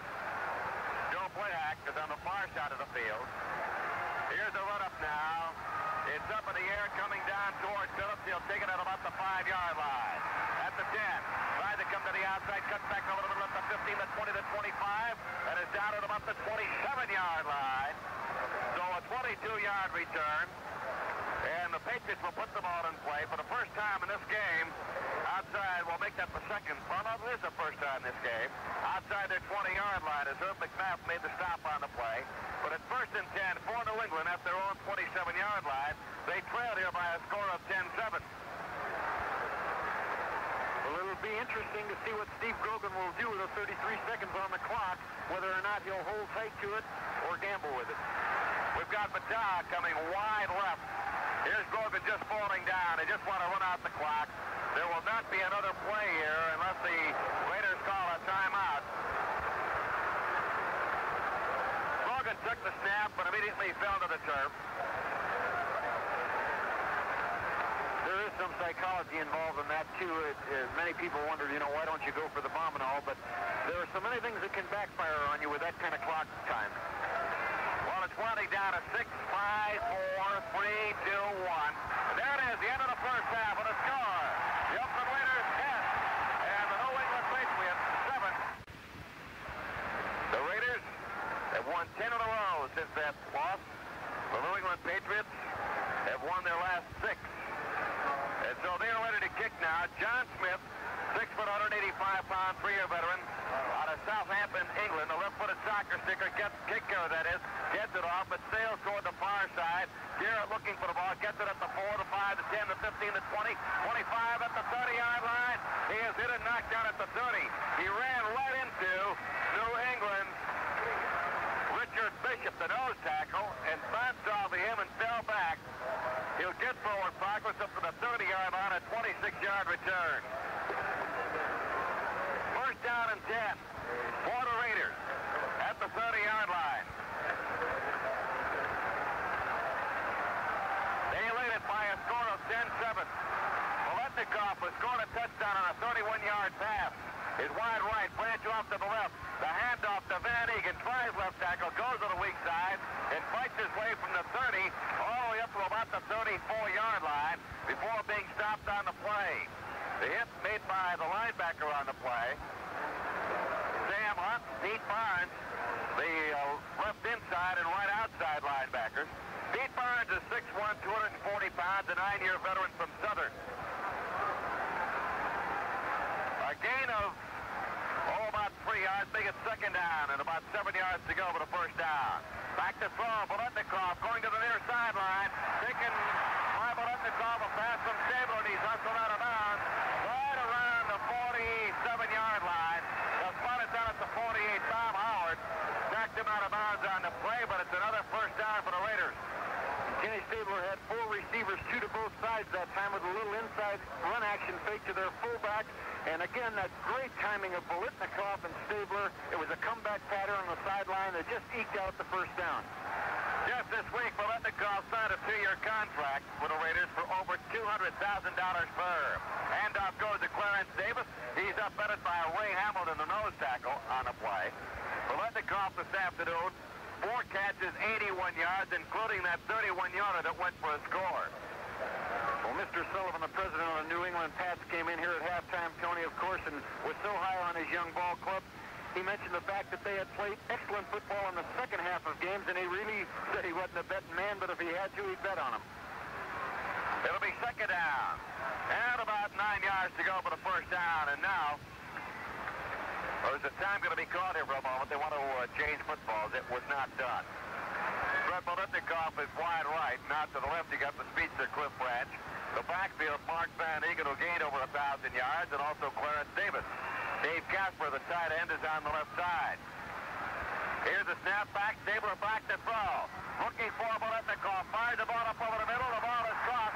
It is caught by Cliff Branch, who came up over the middle, and is hauled down by Mike Haynes at the 45-yard line. Well, Mike Haynes came all the way from his corner position all the way in with Branch, but that left Casper, who was starting at the left tight end position, in coverage against the linebacker, number 59, Pete Barnes, for the Pats, and I think that that's the kind of situation they'd like to get zeroed in on. That'll make it third down and about 2.5 yards to go for the first down at the 45 of New England. The Raiders, for the most part, were kept in check. Double tight end handoff, left side, Van Egan, and Van Egan inside the 45, down to about the 43, and it looks like it's going to be a first down for the Raiders. Big crowd up there. Nope, apparently not, because signaling toward the bench was Mel Lunsford. He said they didn't make it fourth down. Sam Hunt made the hit on the play. And now Oakland will go for the ball as Pete Matasak comes in. Van Egan comes out. Branch is out. So is Bolitnikoff. They'll go with a double tight end. Matasak is in the backfield. He's a power runner. 210-pounder in his 12th season out of Miami of Florida. Fourth down. Inches to go for the first down. Stabler waiting for the snap. Almost an offside by the Patriots. Long count by Stabler. Still calling the signal. Still calling the signal. And now he's called for a timeout. I'll tell you what, penalty marker was dropped backfield at the 27-yard line, and they may have run out of time. There's a timeout with a score. Oakland 10, New England 7. Now this. In college basketball action Saturday, Michigan asserted its #1 ranking by blasting Kent State 102-66, and even Wolverines coach Johnny Orr's becoming a believer. He said, "We never say anything about #1, but I think we're starting to play a little like it." The Wolverines look more than a little like #1 as they combine their awesome fast break with a smothering defense and strong performance from the bench to rout a halftime score up to 52-31. Senior guard Ricky Green was a beneficiary of many of Michigan's easy baskets as he hit for 20 points in the first half alone, many on layups and dunks off steals and the fast break. Green had only 5 more points in the second half when Orr went to his bench early and often, but the Wolverines still extended their lead as much as 40 points on a stunning performance by reserve forward Joel Thompson. Thompson had a career-high 19 points, hitting all 8 of his field goal attempts and all 3 of his free throws. Well, there was no timeout, and a 49-yard punt was off by a Ray guy. The ball is going to be put in play first and 10 by New England. Well, now some days you can't win because they've just called the timeout. I guess we'll keep it right here. Stabler had signal for the timeout, but apparently time had run out on that 30-second clock when he did not get the ball in play. So that preceded his call for the timeout, which was not given to the Oakland Raiders. And now a timeout has been charged to both ball clubs. So we've got the ball first down and 10 at the 20-yard line. The New England Patriots will put it in play. They're trailing here by a score of 10-7, and for the most part, the Oakland Raiders have kept the Patriots at bay because they've had good field position for most of this football game. 10 straight victories by the Raiders since they lost 48-17 to New England. 6 in a row for New England to finish the season off. And in playoff games, Oakland has won 6 and dropped 7 in the history of the franchise. New England is 1-1. And Tom and Oddity, and just to show you how important that home field advantage is, since the 2 leagues merged and they've had the Super Bowl, 10 Super Bowls going on number 11 now in Pasadena, California, there have been 37 playoff games, including the game between the Redskins and the Vikings. And in case you didn't hear, the Vikings won it easy, 35-20. There have been 37 playoff games. 27 of those 37 times, the home team has won. Tells you a little something. First and 10 for New England. Bataha is wide left. Now going to the right side is Wes Francis at tight end. Grogan, the quarterback, is going all the way. Turn around to give a hit off the right side to about the 22 or 23-yard line. Monty Johnson makes the stop on the play. The ball carrier was Sam the Bam Cunningham. Well, even though the Pats have moved the ball a little bit on the ground, when I say a little bit, really it hasn't been a tremendous ground game. They have rushed for 67 yards the first half. Their best plays seem to be on the sweep, the power sweep, where they get those two big guards out in front of, and the I backfield, where they isolate blocking Sam Cunningham and running Johnson. And they're in the I right now. Cunningham, the front man. Briscoe wide left. Here's the handoff to Johnson. Johnson hits up over the middle past the 25, fights his way up to about the 27-yard line before he's hit on the play by Otis Sistrunk. And also on the play, the last man to get up from the bottom of the pile was Willie Hall of the Raiders. So it's third down and about 3 yards to go over the first down. The Patriots trailing here by a score of 10-7. They've got an outstanding offensive line. Bill Linkite at the center, Sam Adams and John Hanna the guards, and the tackles Bob McKay and Leon Gray. Pagna comes wide left. Stingley is out to the right side, back to throw. Grogan looking, fired the ball, and is incomplete. Pass was intended for Randy Vataha. Incomplete pass, and the Patriots are forced to punt. Willie Brown was covering on the play. The pass was no target. It was lowered in the dirt. And I think Grogan realized it when he threw it. He wasn't really quite set. His body was facing a little off to the right, and he had to kind of do a semi-twist to throw it left. Wasn't really set and shifted with his feet. There went the throw awry. And back to boot now. We've got Mike Patrick, Neil Cozy, the lone safety for the Raiders, back at the 36-yard line. Mike Patrick, number 5 punter in the American Football Conference, averaging 40.1, gets off a sky bomb. It's deep, it drives Cozy back. It hits at the 24, continues to bounce. Covered well by the Patriots inside the 10 and down to about the 7-yard line. A tremendous punt, but there's a penalty marker back at the 41-yard line upfield. A penalty marker and a holding call against Oakland is going to give, well, let's see now, hold it. A holding call against the Oakland Raiders, and that should give the New England Patriots a first down. 65-yard punt into deep Bowman. Well, there's a break. Defensive holding, 5-yard walk-off, automatic first down, and the Patriots, who just punted the ball and put them back to the 7-yard line, will take it over at their own 31-32. Now they've got to capitalize because they had tremendous field position. Tony, I don't know how many times I have seen what looks like a dead drive come to life as a result of a defensive penalty, and then suddenly the offense comes to life, and that could be a very big break for the Patriots, because to come out right after the half, get a drive stalled, not really be able to move the ball is kind of disheartening. But by the same token, they've just been breathed or have had a little breath of life. And I think if they get something going and make, say, a first down or two here, Oakland's in trouble. Alonzo Skip Thomas was the man who was caught holding by the officials. Wide left is Pagna. Slot to the left side. We've got Stingley. Russ Francis, the tight end. Here's a turnaround to give to Sam the Bam Cunningham. Finds the hole, goes off to the left, 30, 35, 40, 45, 50, down to the 45-yard line. And hauled down from behind by George Atkinson. And Cunningham comes up with a shoulder injury, holding that right shoulder. He's been injured. That means that super sub Don Calhoun is coming in. Well, Sam really did a marvelous job of running the ball there because the play had been overrun by the defense. He curled it all the way back from the right side of the center to the left side and broke it clean. He's being attended to on the sideline. Flat left hand off to Calhoun. He's not going anywhere. He was hit by the defensive left end, John Matuzak, before the play ever developed. Matuzak making the stop on the play, knifing in from the left side, and Calhoun doesn't go anywhere. Briscoe comes out, Batai back in as a wide receiver for New England. Now look across the front row of the defense for the Oakland Raiders, just at their weights alone, 270, 271, 260, and 273. That's a pretty good, fair, sizable defensive line to run against. Second down, 9 yards to go. Grogan getting the snap. Back to throw, rolling to the left, looking. Pumps the ball up over the middle. Francis at the 32, at the 30. Hit by Skip Thomas and finally drilled down into the ground at the 25-yard line.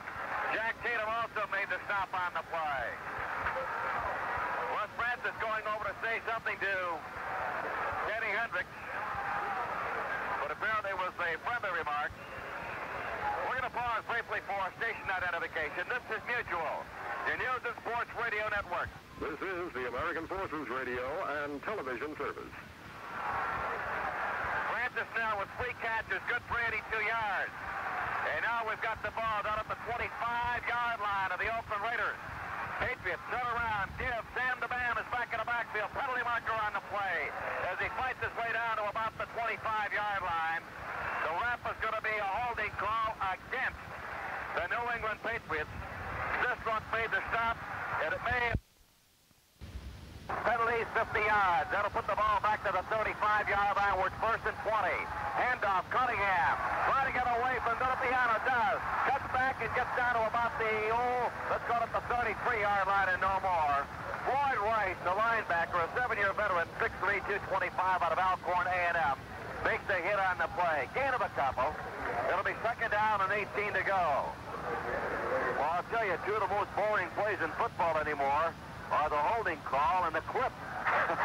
And there's plenty of them to go around, apparently, because it's one of the toughest things to do is block offensively. It's just like tackling, only you're not allowed to use your arms. The ball is at the 33 of the Oakland Raiders. New England trailing here by a score of 10-7. Out of the huddle they come. Briscoe, Stingley, slotted left. Rogan back to throw. Quick drop, quick pass. Briscoe's got it. Falls down, and his foot did slide out of bounds. Well, I'm going to say he's down at about the 26-yard line. Not enough yardage for the first down. They'll still have 3rd down at about 11 yards to go. Skip Thomas made the hit on the play. 3rd and 11.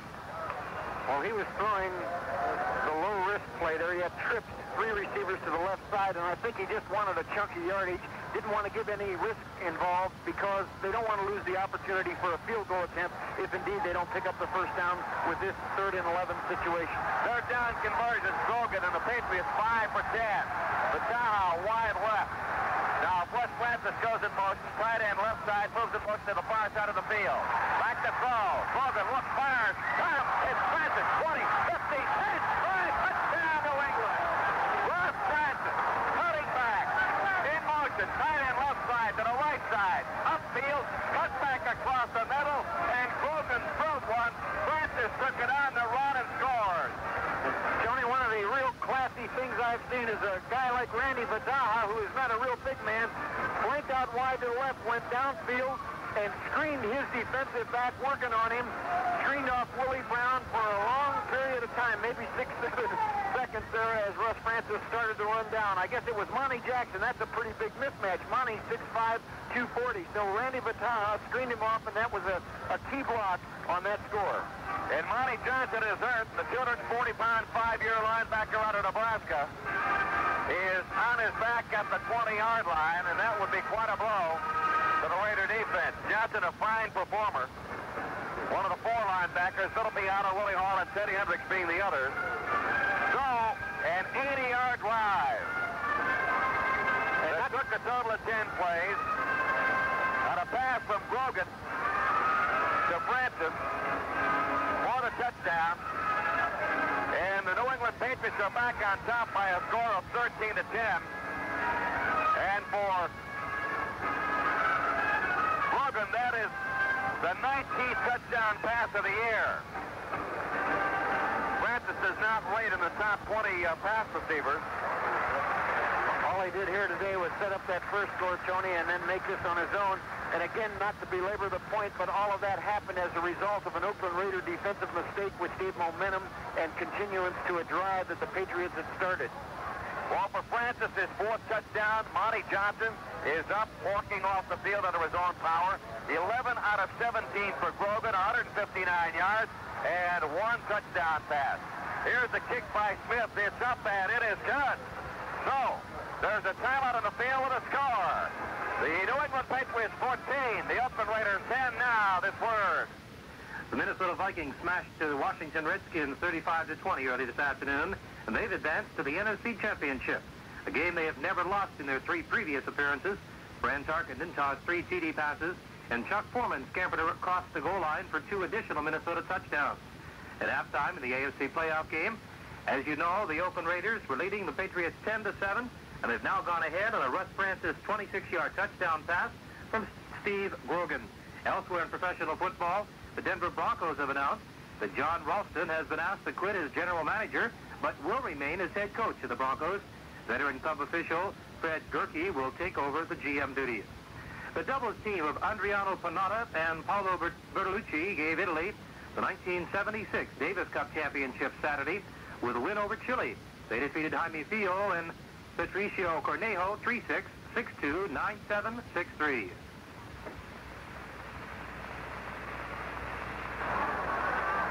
Certainly the injury to Monty Johnson was to his right arm. He's being attended to now on the Oakland bench.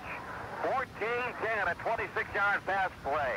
Rogan, the tight end, Russ Francis, and the Patriots, who led by a score of 7-0, are back on top by a score of 14-10. He'll begin, and Carl Garrett, and the kick by the left-footed Smith, taken by Garrett at the 5, at the 10, at the 15, he's at the 20, at the 25, at the 30, 35, 40, 45, and finally hauled down from behind at the 45-yard line.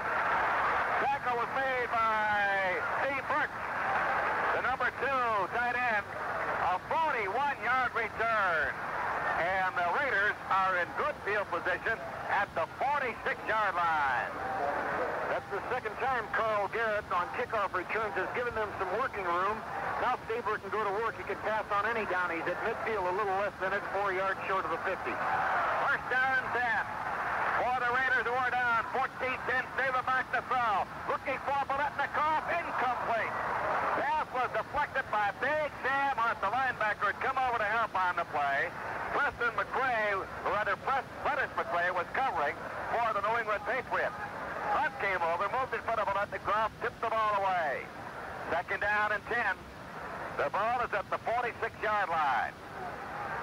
Well, the one thing, Tony, they haven't done well, the Oakland Raiders, is move the ball on the ground. Stabler has hurt them throwing, but he has not moved the ball on the ground. Biletnikoff is wide right, branch out to the left. Stabler back to throw, under pressure, is knocked down. Ran into one of his own blockers on the play. Julius Adams was forcing the play, and he ran into big tackle John Bella, the 6'4", 260-pound, 6-year man out of Southern Cal. I guess you got to call that one a sack, right? That's the second sack of the game, and both recorded by the New England Patriots. Maybe we can coin a word there. I think it's kind of a ricochet, too. Tony McGee didn't get in on a sack, but he belted his man back far enough that he ran into Stabler, who eventually bowled himself over. That's the 49th sack of the year for the Patriots. Oakland has 46. They don't have any this afternoon. Branch is wide left, Biletnikoff out to the right, third down, 21. Stabler looking, going to the far side, and then for Branch, it is incomplete. That ball sort of died out there because Branch had broken free at about the 35-yard line, but he never was able to get up to the ball. Dick Count and Mike Haynes applying double-team coverage on Cliff Branch, and that's going to make it 4th down. Still 21 yards to go. The ball is at the 35 of Oakland, and Ray Guy comes in the punt. A little bit remarkable to me that Kenny Stabler, being the wizard that he is, would call 3 straight passes at midfield. Guy averaging 41.6, the number 3 punter in the American Football Conference during the regular season. Gets the belt high snap and gets it off. It is a beauty. Back, all the way back to the 10 is Mike Haynes. Looking for a block. Spins away from one tackle, avoids another, gets up to the 15-yard line, and is hit and knocked down right there at the 15-yard line. The hit made by Rodrigo Barnes. With a score, New England 14, Oakland 10. There's a timeout on the field. Now this one... The U.S. doubles team of Stan Smith and Bob Lutz beat Mexico's Raul Ramirez and Emilio Montano 6-2, 6-3, and 6-4 to clinch an American victory in the North American Zone semifinals for next year's Davis Cup. Smith and Lutz, who first teamed together as teenagers, had not competed together on a regular basis since 1971, but found their old form Saturday in defeating the Mexicans. Joanne Washam and Chichi Rodriguez came from 2 shots back to tie for the lead in the $200,000 mixed team golf championship in Miami today. The end of the 3rd round of the first co-ed golf tourney in a decade. the Washington Rodriguez team was tied with Sandra Post and Tom Watson at 12 under par, 204. College basketball action today. Top-ranked Michigan romped to a 102-66 win over Kent State. Ricky Green scored 25 points as the Wolverines took their 4th victory against no losses. Also in college basketball today, Louisville takes on Marquette, and Utah takes on Kentucky.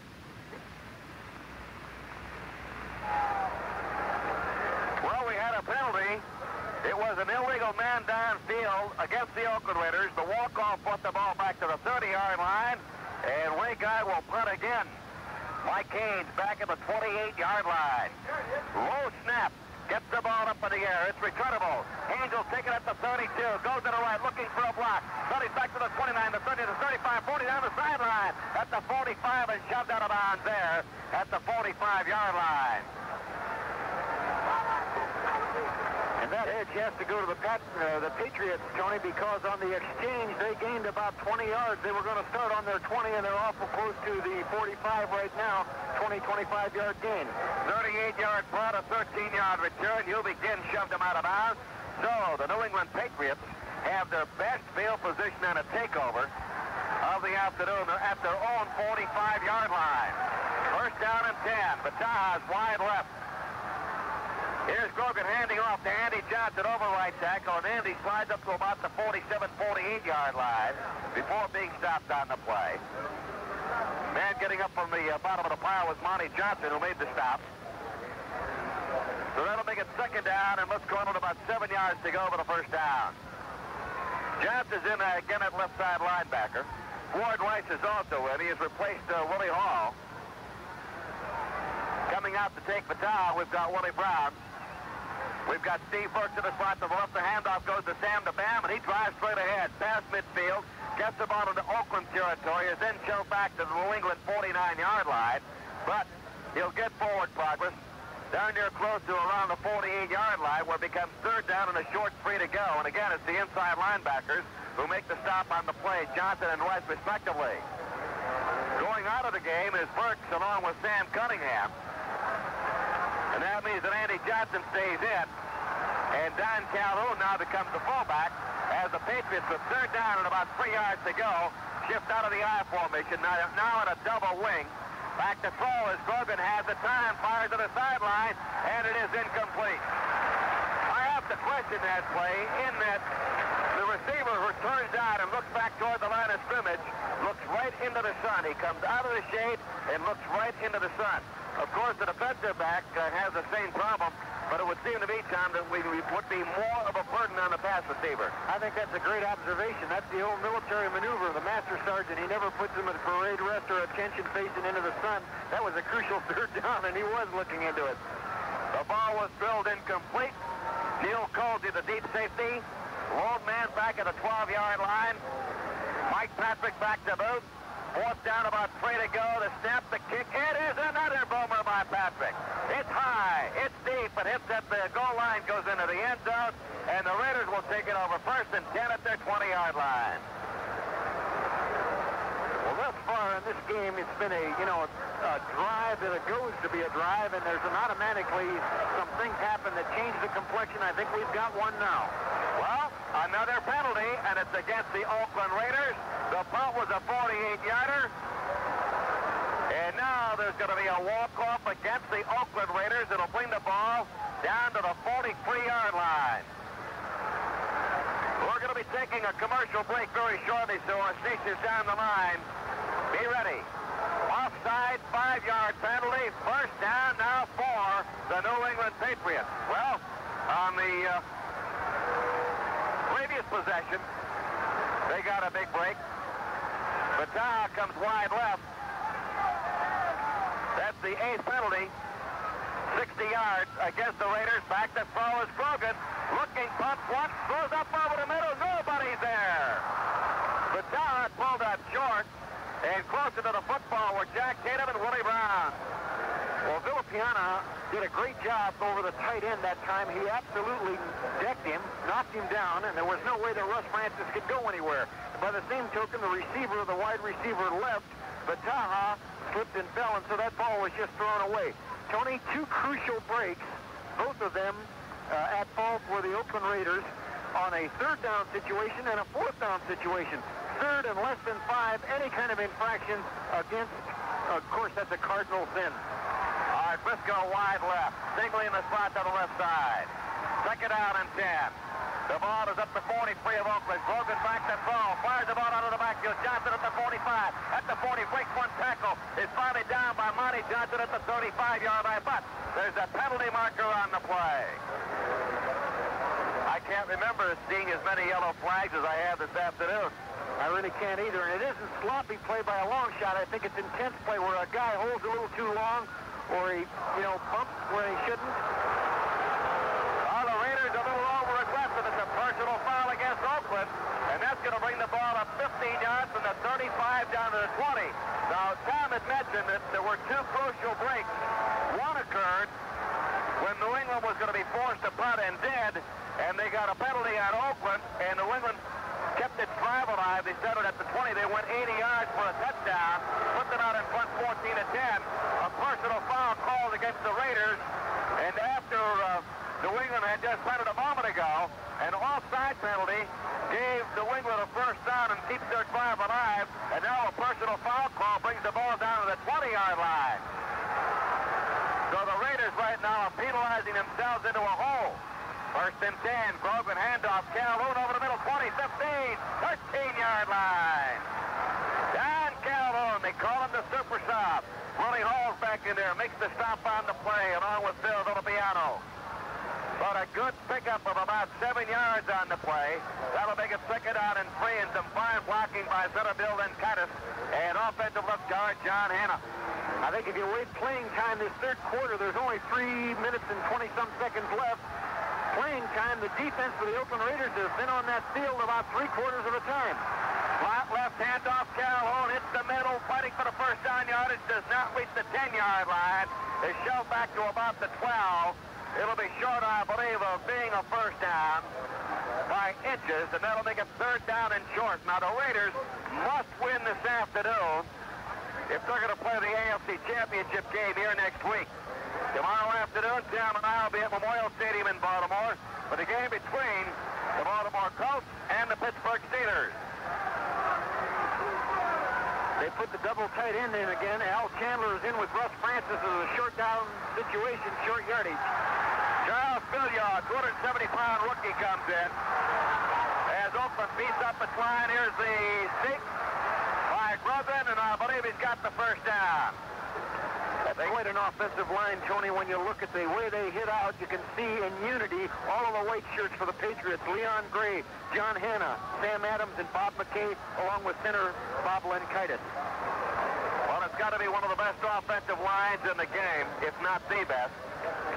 They talk about the St. Louis Cardinals offensive line. This New England Patriots offensive line is superb. First down on the quarterback sneak by Grogan. Wide right goes Stingley, out to the left for Taha. The backfield of Calhoun and Jess Phillips now. Stingley in motion toward the line of scrimmage. Hand off to Phillips. Cuts in 10. Down to the 5. Fights to the 3. Down to the 2-yard line. Very nice move by Jess Phillips, who started out wide. Cut in very sharply against the grain. Got it inside the 5 and down to about the 2. Well, Jeff Phillips made that first fellow miss because if he didn't, it had been a negative yardage play, and I remember him so well, Tony. He was a great defensive back for the University of Michigan State. He played on their great championship team in 1965, fought us to a dual 10-10 in 1966, became a running back for the Cincinnati Bengals and has had a long career, but he is still a fine athlete. Second down, goal to go. The ball at the 2.5-yard line. Grogan has the Patriots lined up. Everybody tight. Phillips banging in. He's got the touchdown. Right off the right side. Lenkitis, Sam Adams, and Bob McKay. They open the hole, and Jess Phillips goes in from 3 yards out. And the Patriots are out in front by a score of 20-10.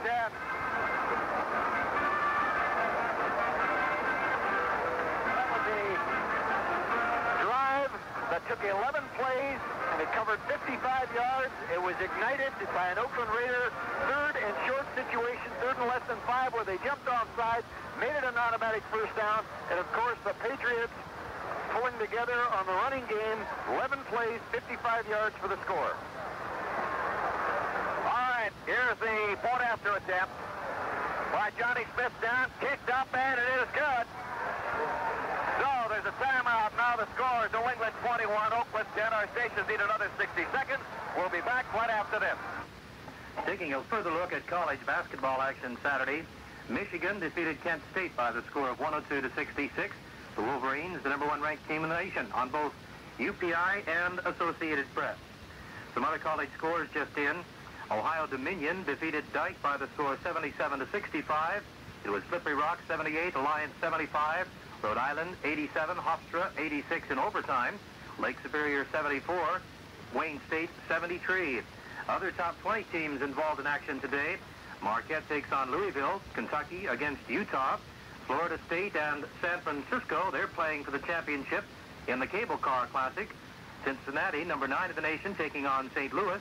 #7 Alabama against Virginia Tech. They're going for the championship game in the Dayton Classic in Dayton, Ohio. Arizona takes on Detroit. Arizona rated #8. #10 UCLA against Tulsa. All right, here's a kick by Smith. Garrett at the 5, the 10, the 15, up to the center, at the 20, the 25, the 30-yard line. He is hit and thrown down. Right there at the 30-yard line. The stop was made by Willie Germany. So it'll be first down and 10. A 25-yard return. Tony, there's a couple of philosophies that loom big here right now. Stabler can strike quickly with the great receivers and the great arm, but the Pats will nurse this 10-point lead. They're going to play a little safe, conservative pass defense. I think we're going to see a change-up of coverage.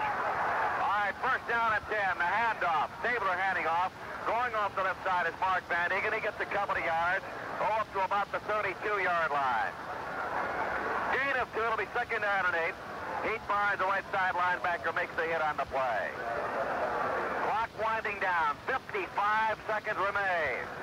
But we're on the verge of an upset here. 21-10, New England out in front of Oakland. If you talk to the Patriots followers, they'd say upset, bah humbug. No way. This is a good football team. They beat them in Foxborough. They can beat them in Oakland. Stabler back to throw. Looking, throwing to the sideline. Boletnikoff makes the grab. Great play by Boletnikoff, who got away from linebacker Steve Zabel, and then was body hauled down by Sam Hunt. And what a job he did of maneuvering to get the football. Tony, a lot of people probably asking, well, what's Zabel, the linebacker, doing covering Boletnikoff? And the reason was they were in a zone underneath and playing man coverage only with a single free safety. That's the best, most conservative defense you can be in, except it's a man mismatch. 5 catches, 98 yards. Hand off to Van Egan. Barrels ahead. Gets the ball into territory of the New England Patriots. And is finally hit down at about the 46-yard line. The end of the third quarter with a score. New England 21, Oakland 10. Now this. The 101-pounder on the White Swan Washington High School wrestling team has a history of rough stuff with the boys, but everyone still was astonished when 16-year-old Susanna Bob made the once all-male school team. She says that when she was little, she was always beating up on the boys. She says she used to play football with them, and though they didn't like it, the teacher said it was okay. And few allowances have been made for the girl wrestler. She dresses in the girls' locker room and weighs in on the home team scales. Last year, White Swan principal Gerald Tilton told the 4'9", 97-pound lass that she could not compete on the team because there was too much body contact. Susanna says she felt bad, but she says everyone told her it was all right because she didn't just make too many guys feel bad. However, there was no stopping her this season, and Coach Lon Henry agreed to let her try out. He says she works just as hard as anybody, and she can lift weights, do push-ups, and everything right along with the guys. Henry says Susanna is not bad for a first-year wrestler, but he says she'll get her lumps this year.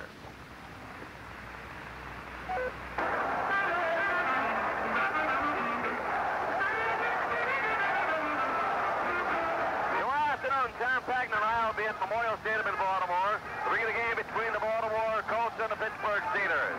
Lindsey Nelson and Pat Sheridan down at Texas Stadium and down at Texas for the game between the Los Angeles Rams and the Dallas Cowboys.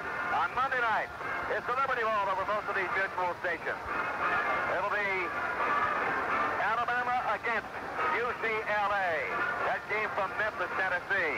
Then 1 week from tomorrow, the American Football Conference Championship game. Where would it be? Pittsburgh? Baltimore? Oakland. It cannot be in New England because they are the wild card team. Fourth quarter about to get underway. Handoff. Diving straight ahead is Van Egan. And Van Egan gets the ball down to about the 44-yard line. Tripped up by Steve Nelson on the play. Ball will be put down right around the 43. And it now becomes third down and short, about 2.5 yards to go for the first down. And all of a sudden the Raiders are keeping it on the ground. That's true because he saw the change in the defense. The Patriots went to a true free safety, which incorporates one of the linebackers in a pass coverage, and it's a good defense. You have to attack running. Well, that's the Croft and Blanche slotted left. Back to throw. Stabler looking on third down. Ball is caught by Van Egan coming out of the backfield. He's hit by Sam Hunt, but he's got the first down. First down at the 35-yard line of the Patriots. Kenny Stabler is an accurate thrower. For a left-hander, he's one of the few left-hand quarterbacks in the NFL. He can put the ball on the money, and the short throw is really his best suit. But he's got the threat of the deep Cliff Branch and Bolitnikov to keep you honest. First down at the New England 35. Oakland trailing 21-10. Stabler back to throw. Looking, going to the sideline. Penalty marker on the play. Bolitnikov made the grab at the 24-yard line. Mike Haynes was covering, but there was a penalty marker thrown down at the 26-yard line. They're having a little confab down there. The number 90 official, I can't get the name on him, is instructing the head official. I think it's going to be against the Patriots. Holding call against New England. And right now there's some talk with the official. Fox was out there. Might have been a grab by Prentice McQuay on Cliff Branch. Had nothing to do with Bolitnikov, who caught the pass. Was on the other side of the field, so that'll bring the ball down to the 24-yard line. And it's going to be a first down for the Oakland Raiders at the 24-yard line. If I had to spot a weakness, and really it isn't because they're a great linebacking core, but the New England Patriots linebacking core is a lot better against the run than they are the pass. They don't seem quite as mobile. When I look at them, they're pretty good size fellas. That linebacker crew hasn't really covered the short stuff. Raiders got more on the pass, so they declined the penalty.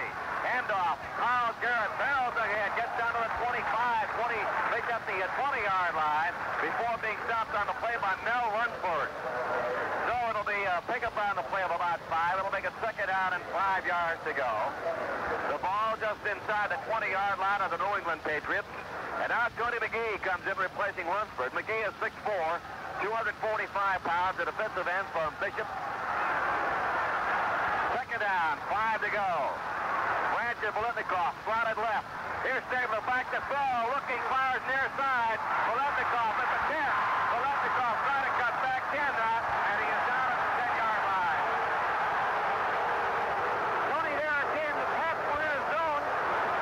The lightest linebacker they have in the 4 weighs 235 pounds. Everybody else is over that. They got back to the zone, but Freddie Bolitnikov is a little too tough to handle with his agility and amazing dexterity. He ran an out pattern, came back towards the passer, caught the ball, did a hop, skip, and a jump, and had he not fallen, probably would have gained a few more yards. Length of the football inside the 10. It's first down and goal to go for the Raiders. We're in the fourth quarter. Cody Robertson, Tom Pagna. Kenny Stabler with the ball. Back to throw. Being left, being chased. Puts the ball up in the air. Caught by Garrett. Garrett makes the grab at about the 7-yard line. Stabler under tremendous pressure that time. Being hassled there by Ray Hamilton, the nose guard, and also by Pete Barnes, the linebacker, who came in on the play. Threw the ball, and Garrett was the man who picked it out of the air and got it down to the 6. Second down and goal to go from there. Well, if you can throw the ball sitting on your pants, that's about what he did. Second down, goal to go. Slot to the right. Stabler, the quarterback, gives the ball to Banaszak. Bangs inside the 10. Fights his way, gets it down to about the 2-yard line. 1-yard line, but there's a penalty marker on the play. Banaszak gets the left side. Was it? Bounced off. Second effort. Got it down to about the 2. The ref is going to be against New England. Stabler and Fox made the hit. Well, Stabler, the snake, turned out to be the to Fox. He gave him a little cadence change that time, and it caught the Pats offside into the neutral zone. All right, Branch and Biletnikoff will come out. They'll beef up the offensive line of the Oakland Raiders. The ball is at the 2-yard line. 6 penalties, 43 yards against New England. Options are being explained to Gene Upshaw, the offensive guard, captain of the Oakland Raiders, 6'5", 255-pound, 11-year veteran out of Texas A&I. That ball will be put down at just inside the 3-yard line. Offside is the call against New England. So that'll make it 2nd down and goal to go just inside the 3-yard line. And so many times on the field, during a short yardage situation, they love to give that ball to Vanacek because he is a blood and guts kind of runner. Well, the Raiders have moved the ball 67 yards upfield. Practically 11-man line here for New England. Davis turns around, Vanacek barrels straight ahead. Gets it down to about the 2-yard line.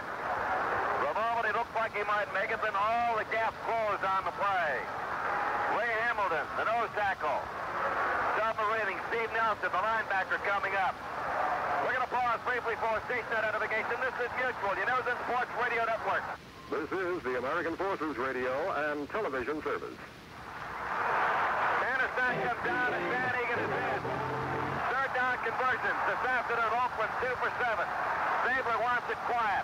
3rd down, goal to go. Turn around, give, touchdown! Van Egan got the call. He went over the left guard for the score. I think you've really got to credit George Fielder, the right guard, John Bello, the right tackle for the Oakland Raider offensive line. They fired off the line. Absolutely a beautiful start out of the stance and got movement, which is really what offensive line play is all about. Try to get a distortion, a bubble, and they did indeed. And that gave the back that chance to get a little momentum and get over that final stripe. So Van Egan from 2 yards out goes in for the score. It's now 21-16. His 4th touchdown of the year, spotted down. The kick is up by man, and it is good. There's a timeout on the field with a score. New England 21, Oakland 17 now. This word. Brigham Young and Oklahoma State matched their differing offensive philosophies in the Tangerine Bowl Saturday night. It's the 2nd bowl meeting in 3 years for the 2 college football teams. Wichita State's athletic board has voted to retain Jim Wright as head football coach for the remaining year of his 4-year contract. Marquette basketball coach Al McGuire says he'll retire at the end of this season. Austria's Franz Klammer scored his 2nd downhill skiing victory in 2 days Saturday. In so doing, he took the lead in the World Cup standings from Phil Marr of White Pass, Washington. Benny Briscoe and Willie Warren meet in the middleweight bout Monday in Nice, France. The winners will meet Argentina's Carlos Monzon next April for the world title. College football action can be heard on many of these AFRTS affiliate stations. The Brigham Young Oklahoma State game, Tangerine Bowl at Orlando, Florida.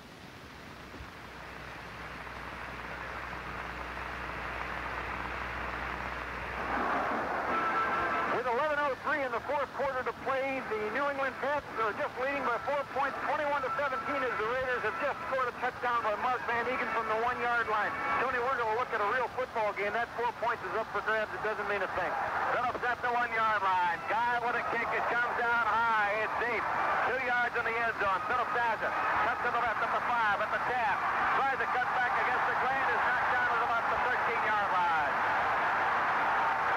The Raider fans incensed now, or at least a sense of victory, because shutting the Patriots off inside their 15-yard line is not a bad place to start to work. 1st down and 10 for New England. A 13-yard return. And now the Patriots leading by 4 with 10:54 to go in the ball game. We'll put it in play. The quarterback is Steve Gogan, 6'4", 200 pounds, in his 2nd year in the pros out of Kansas State. A remarkable young man. Sends Stingley wide to the right. Out to the left, Brandy Vataha. Now Stingley in motion toward the line of scrimmage. Turn around, give Andy Johnson, spinning, fighting. Past the 15, up to the 17 or the 18-yard line. Monty Johnson was there. Teddy Hendricks was there. And the last man to get up from the bottom of the pile was the nose tackle, David Rowe. A gain of about 4. 2nd down and 6. And the 54,037 capacity crowd here at the the Oakland Alameda County Coliseum. Chanting, defense, defense. They want the Raiders offense to get the ball back. Slot left, Pagna and Stingley. Logan waiting for the snap, gets it. Sam the Band's got it. Off the tackle, 20, 25, 30-yard line, and a first down. Sam the Band Cunningham. Hitting in, running hard, getting the first down yardage. Gets the ball up to the third 25-yard line. A first down for New England. And the Oakland Raiders are a difficult team to run against. The New England Patriots ground game has been the secret to their success, complemented by the great Steve Grogan leadership, but running the football is the name of the game. Cunningham, 16 carries, 56 yards. Double receivers left. Here's the handoff to Cunningham again, and he fights up to about the 27 to shove back to the 25. Johnny Batuzak and Phil Villapiano matting the left side make the hits on the play. It'll be second down. Oh, and about, let's call it 8 yards along, needed that to go for the first down. That front three, Matuzak, David Rowe, and Otis Sistrunk. The linebackers, Phil Villapiano, Monty Johnson, Willie Hall, and Teddy Hendricks. The deep men, Alonzo Thomas, George Atkinson, Jack Tatum, and Willie Brown. That's the defense for the Oakland Raiders. Grogan gives the ball to Jeff Phillips, 25, at the 30-yard line. He picks up about 3 on the play as he spits to the right. Teddy Hendricks making the stop on the play for the Oakland Raiders. That'll make it third down. Third down and about 5 yards to go. One of the things that they do really well, the New England Patriots, is to form that sweep. They get both of the guards, John Hanna and Sam Adams, pulling out in front of it.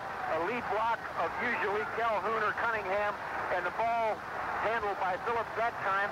That's a tough play to turn in. Stingley comes down, and Steve Burke is in the game for New England with third down and 5. Grogan on the draw. Sam the Bam. Looks like he might get the first down yardage. He's hit and knocked down at the 33-yard line. Looks like he was on the way, but David Rowe made the hit along with Villapiano. So they fall short by about 2 yards, and that's going to force the punt. The Patriots came into the game with a number 4 offense in the American Football Conference, number 2 rushing, and 11th passing. Defensively, Oakland was ranked 8th, 6th against the rush, and 11th against the pass. Colsey is deep at the 26. Patrick has gotten off some great punts. 4th down, 2 to go. Gets the low snap. Gets the boot off. It's high. It'll send Colsey drifting back to about the 17. At the 20, the 25. Hit, and he's going to be stopped right there. We've got a penalty marker on the play. Well, the Pats punter has really done a job today, because that ball is not only far, it's high, and it gives them time to get down under coverage. And they had a little momentum going when they shut off that Patriot offensive drive and forcing them to turn the ball over on a punt. If the ball is kicked poorly, that's just that much more incentive. But it wasn't. It was kicked well. 50-yard punt, a 10-yard return on the hang time. 5 seconds. That's incredible. Well, Patrick's gotten off some boomers. The wrap apparently is going to be against the Oakland Raiders. Johnny Madden now going up the sideline, complaining to the official about the call on the play. And the walk-off will put the ball inside the 15-yard line down to about the 13-yard line. And John Madden's pointing that big index finger at the official, motioning him to come over and talk. Of course, Madden knows enough about football. They never come over and talk when you've got something to tell them. 10 penalties, a total of 88 yards. So we've got a timeout with a score. New England 21, Oakland 17. A timeout in the field. Now this one. Northern Michigan football coach Gil Kruger has been named NCAA Division II Coach of the Year. The selection came in a vote of ABC television sportscasters. Formal announcement of the honor will come during halftime, the nationally televised Sugar Bowl game, New Year's Day. Kruger directed the Wildcats to an 11-2 overall record, and the spot in the Division II semifinal playoff. Los Angeles coach Chuck Knox says it looks like rookie quarterback Pat Hayden will start tomorrow's football game against the Dallas Cowboys in the National Conference playoff. Hayden suffered strained knee ligaments in the closing regular season game against Detroit, but he's been working out and throwing well in practice. The Detroit Tigers signed veteran designated hitter and outfielder Willie Horton to a 1-year contract Saturday. The club also said it had signed rookie pitcher Fernando Arroyo. That leaves pitcher Vern Rule as the Tigers' only unsigned player. Let's return to today's game.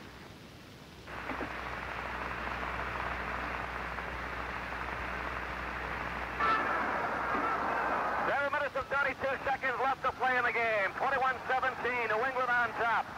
Raiders have the football. They're about to come out of the huddle. Well, they did come out of the huddle. They sent Branch left and Bolitnikov out to the right. Now the ball will be put in play. Well, Kenny Stabler had an opportunity while that time was called to get over and talk to Coach Madden about just their philosophy coming out of there.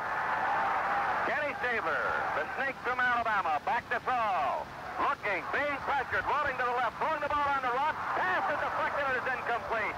Intended for Clarence Davis, who came out of the backfield. Incomplete pass. Sam Hunt was nearest to it. The ball falls harmlessly to the turf. Second down and 10. We talked about the lineup for you tomorrow afternoon. The Steelers and Colts, followed by the Rams and the Cowboys. Monday night, the Liberty Bowl, Alabama, UCLA. Next week, the AFC Championship. Then the Gator Bowl, Penn State, Notre Dame. The Bluebonnet Bowl, Texas Tech, Nebraska. The Sugar Bowl, Georgia, Pittsburgh. The Orange Bowl, Ohio State, Colorado. All coming your way on most of these mutual stations. Handoff goes to Van Egan. He gets good yardage. Driving up the middle, past the 15 to the 20, almost to the 21-yard line. It'll be third down, and about 3 to go as he picks up 7. Dennis McRae came up from his strong safety spot to make the stop on the play. This afternoon, Kenny Stabler's put the ball in the air 25 times. Connected on 1,479 yards, 1 touchdown. Third down conversions this afternoon, Oakland 3 out of 10. Stabler back to throw. Looking, being rushed, falls down. He's going to be dropped back at the 9-yard line. Julius Adams from the right side. But the real pressure came from the left side by the blitzing linebacker, Steve Sable. That will count as a sack, and that'll be the third this afternoon for New England. That series, Tony, I saw as a very crucial series for the Raiders because there's 6:45 on the clock and the clock is running. They had to maintain some semblance of a drive. They've either got to play now or break on this kicking game portion of it or tough defense on the next drive for the Pats. Well, the Pats were coming. That's the 50th sack of the year. Guy about 5 yards deep gets the boot, gets it off. It's a beauty. Haynes coming over to the far sideline. It's going to be tough to return. Cannot return it. And the ball goes out of bounds somewhere around the 49-yard line of the New England Patriots, and they'll put the ball in play. Ray Guy having to punt from 5 or 6 yards deep in his end zone. If you had to make a calculation right now, I would say this.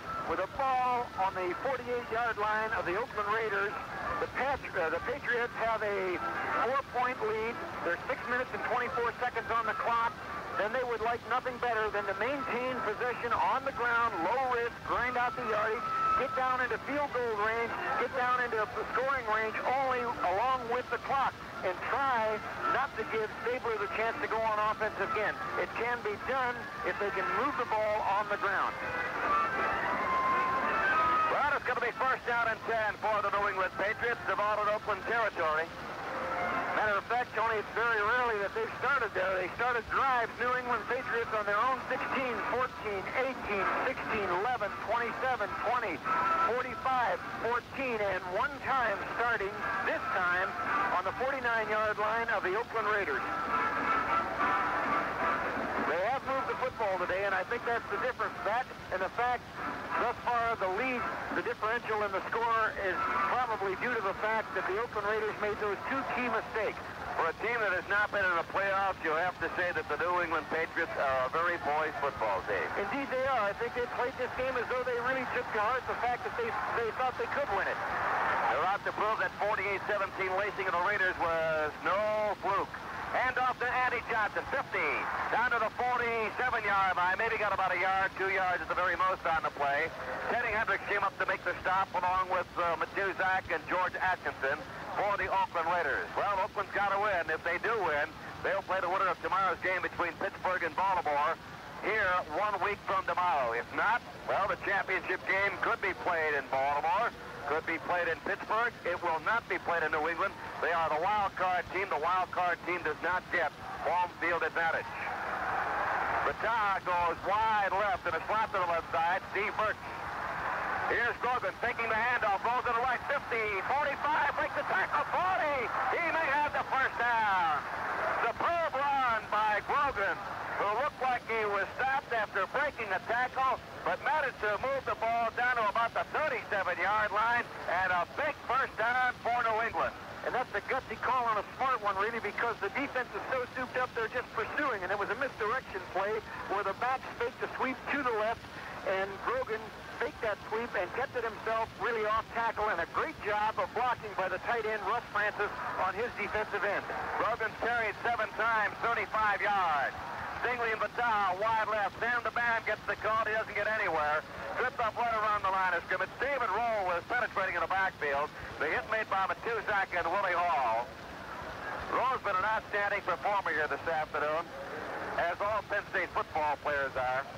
6'7", 271 pounds, 11-year veteran from Penn State.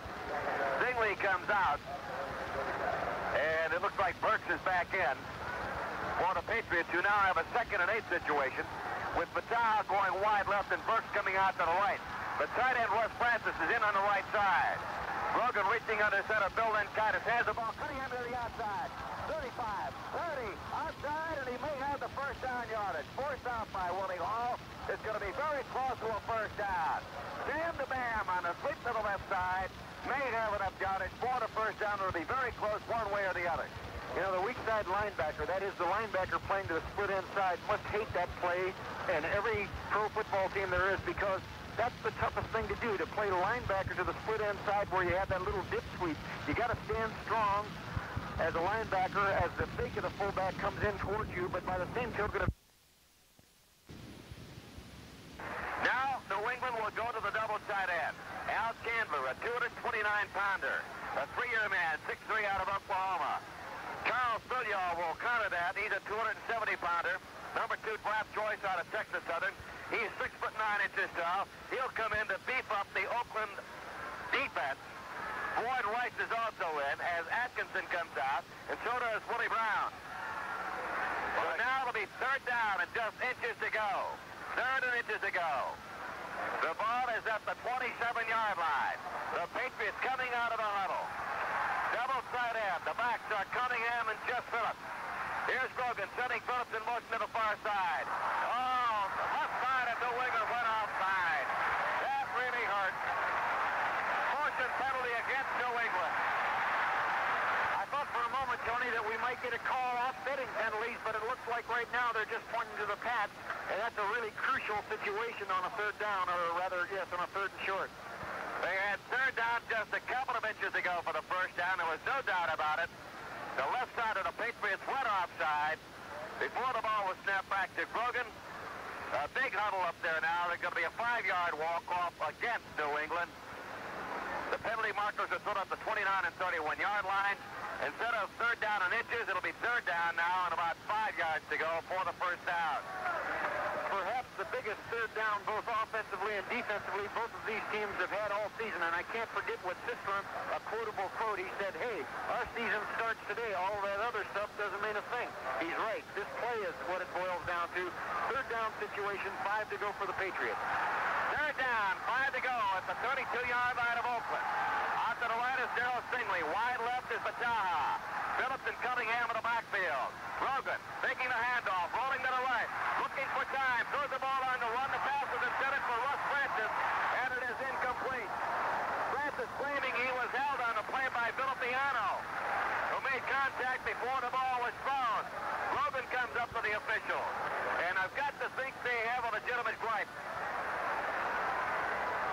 Indeed they do, Tony, because, you know, the Russ Francis was held by his linebacker, number 41, and there's just no way that a crucial play like that can't be seen. It could very well be the difference on this complete game. Well, you look at it. He was hit once, came out, broke free, and then Villappiano had his hands on his jersey and around him. But the official did not call it, and that's going to make it 4th down, 5 to go, and we will have a field goal attempt here by Smith. It will be a 50-yard kick. The ball will be put down at the 40-yard line. The kick is up in the air. It's going to be no good. It's now short under the crossbar. You know, theoretically, I'm not so because that 3 points only makes it a 7-point differential. They had to have a 7-point score against them anyhow to get beat because they're leading by 4 points. I'm not real sure about the odds and the risk involved there. But anyhow, it's not mine to do, it's theirs to do, and they've played the game and gotten this far. Right now, they've got to play some tough defense with 4-12 on the board. New England leading 21-17 over the Oakland Raiders. And here's where Stabler becomes very, very dangerous. 21-17, New England, 4:12 left to go. But the Raiders take it over at the 32-yard line. Van Egan gets the call. Hits the line. Maybe gets a yard on the play. It'll be 2nd down and 9. Getting up from the bottom of the pile with Steve Nelson, the 3-year veteran out of North Dakota State, the man that's considered to be the best linebacker on the New England Patriots. Gain of 1 at the 33. 2nd down. 9 yards to go. Out to the right in the slot. Biletnikoff and Branch. Stabler looking, throwing, pass is caught by Biletnikoff. He is immediately at the 39-yard line. And as Stabler set himself to throw, his left foot slipped out from under him. Threw the ball off balance, but got it right on the target. Well, what's incredible, too, Tony, is the fact that that was a completion picked up about 6 or 7 yards, but the clock never did stop because it wasn't a first down. It wasn't out of bounds. About 20 seconds have jumped off the clock. That's 8 catches for Biletnikoff up to this point. This time it's Biletnikoff and Branch in the slot left. 3rd down, 2 yards to go. Stabler looking, throwing, pass caught by Branch at the 45. At the 40, somebody's got a first down. As Mike Hayes makes the tackle on the play, and the Raiders are on the move. Biletnikoff used just a little slot maneuver. The slot, Cliff Branch and Biletnikoff did a little X pattern. And, of course, the guy coming from the inside out is Cliff Branch, and the ball was right on the money, just enough to pick up that first down. The defense got caught in the switch. 1st down and 10 at the 48-yard line of Oakland. Biletnikoff wide right. Out to the left, we've got Branch. Penalty marker is going to be against Branch. Throwing the ball upfield, it's set up for Branch. It's Stabler. It's no good. Incomplete. Throws too long. Stabler just lost the ball, but Branch is going to be called for a motion. Could have been an illegal motion penalty against Cliff Branch of the Oakland Raiders. And the Patriots say we'll not give them another down. We will decline the penalty. Again, you have to analyze the fact that there can't be but a half a dozen people in the world that can run a 9.200. Cliff Branch happens to be one of them. Very few of those 9.2 sprinters can possibly catch a football, but he's that deep threat. Most wide receivers, again, get in an inside hand-down stance so they can look in at the ball. When the ball moves, they move. In this instance, he got a little over-eager, and his forward motion was being called. 16 out of 28 for Stabler this afternoon, 195 yards. 2 minutes and 30 seconds left in the game. 2nd down and 10. The ball at the 48-yard line. Again, it's Biletnikoff to the right. Branch out to the left. Stabler back to throw. Looking, throwing, passes, caught by Biletnikoff. He's got the first down at the 40-yard line. Bob Howard made the hit, but not in time.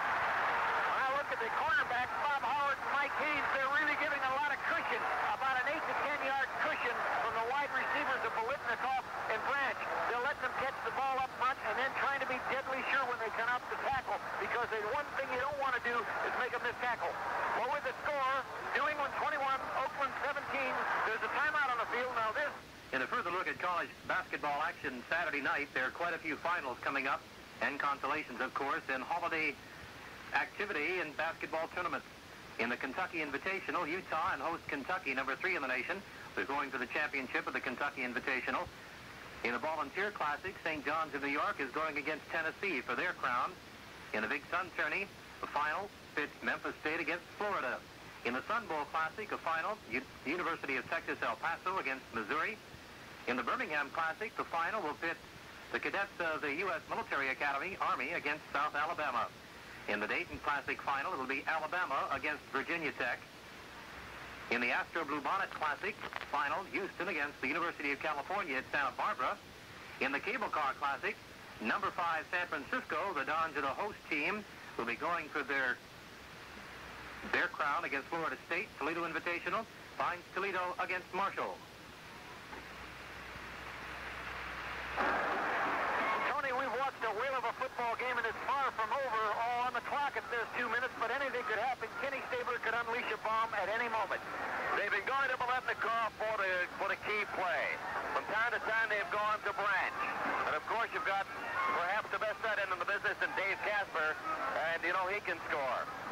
How do you play a guy like Paletnikov who manages to get up no matter who's defending against him? Well, one of the things they're doing, the Pats, and they have to do it, is they have to give him a cushion. He's just too good. He's too cute.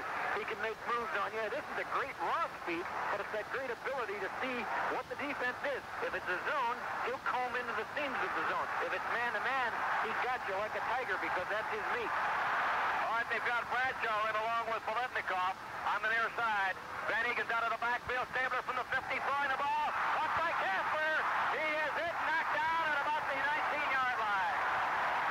Well, that's the guy we were talking about a moment ago. Right. Stabler deployed the flanker back to the tight end side right. The flanker back took off. Dave Casper stood up like he was going to pass protect. Let it clear out. He laid, breaking the 45-degree angle kind of a little deeper than a flat maneuver. 1 minute and 40 seconds left to play, and the Raiders started back at their 32. They are now at the 19-yard line. 18 out of 30, 228 yards for Stabler. Two pass coverage people came from the New York Patriots. I'll pick them up in just a moment. All right, first down at the 19. Stabler back to throw. Spot left, looking. He's going to be hit and sacked. He is hit and dropped down for a loss back at the 27 and 28-yard line. Mel Lunsford gets the sack on the play. So fourth for New England this afternoon. Their 51st of the year. Well, the Pats guessed right. They brought in Joe Blahak and Dick Kahn back up secondary people so that they could have actually 2 corners and 4 safeties in the game at the same time.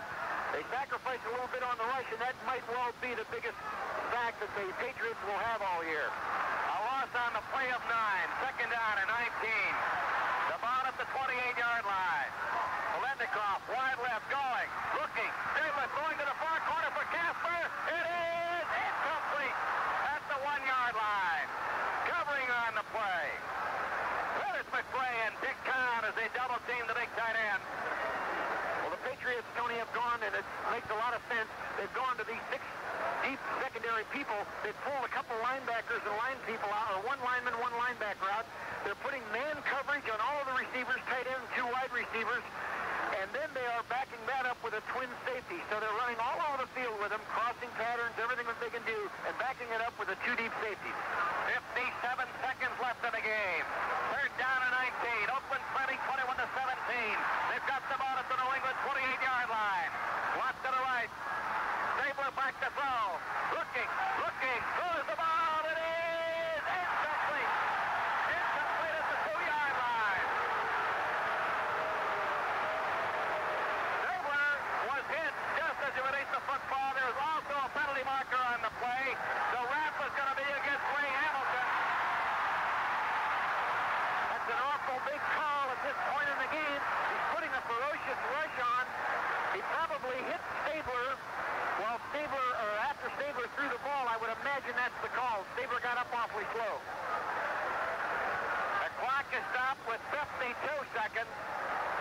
The walk-off will be against the Patriots. And it'll be a personal foul call. And again, a 3-point play doesn't mean a thing, but they're down in running room now, but 52 seconds on the clock.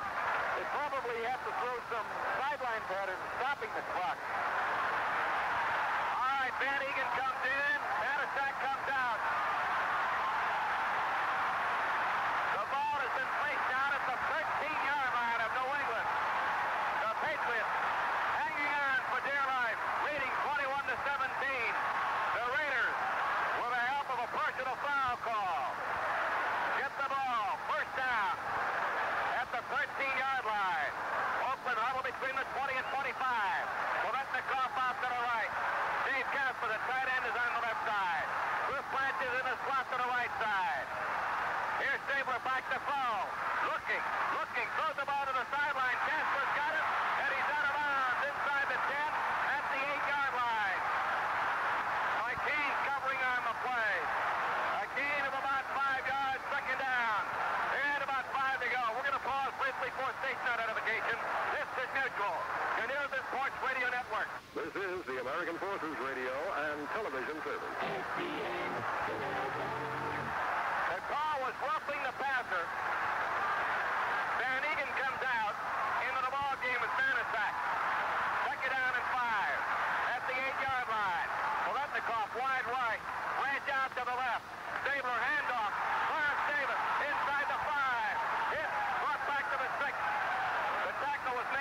Dave Tipton. But it'll be very close to a first down. 40 seconds, the clock stops. There's a timeout with a score. New England, 21. Oakland, 17. Washington Redskins coach George Allen, the NFL's best-known cheerleader, was grim and restrained and spoke barely above a whisper following his team's 35-20 loss to the Minnesota Vikings Saturday in the first round of their NFC playoffs. We felt we had to start fast to control the game in the first quarter, Allen said, but they scored fast and we couldn't recover. Was he embarrassed by the overwhelming defeat at the hands of the Vikings? No, not embarrassed, but I'm very disappointed, he said, especially after the season we had. I'm proud of the way the team came back during the season to get into the playoffs, and I'm proud of the way we came back in the second half. We lost to a good team, and we have nothing to be ashamed of. Allen led a chorus of compliments for the Vikings. They knew what they had to do. They knew they had to shut down our running game, and they went out and did it. Said quarterback Billy Kilmer, that's why we're champions. That's why they're champions, and that's why they won today. Reminded that some key passes bounced off the hands of his receivers. Kilmer snapped. We had some drops, but I threw some bad ones too.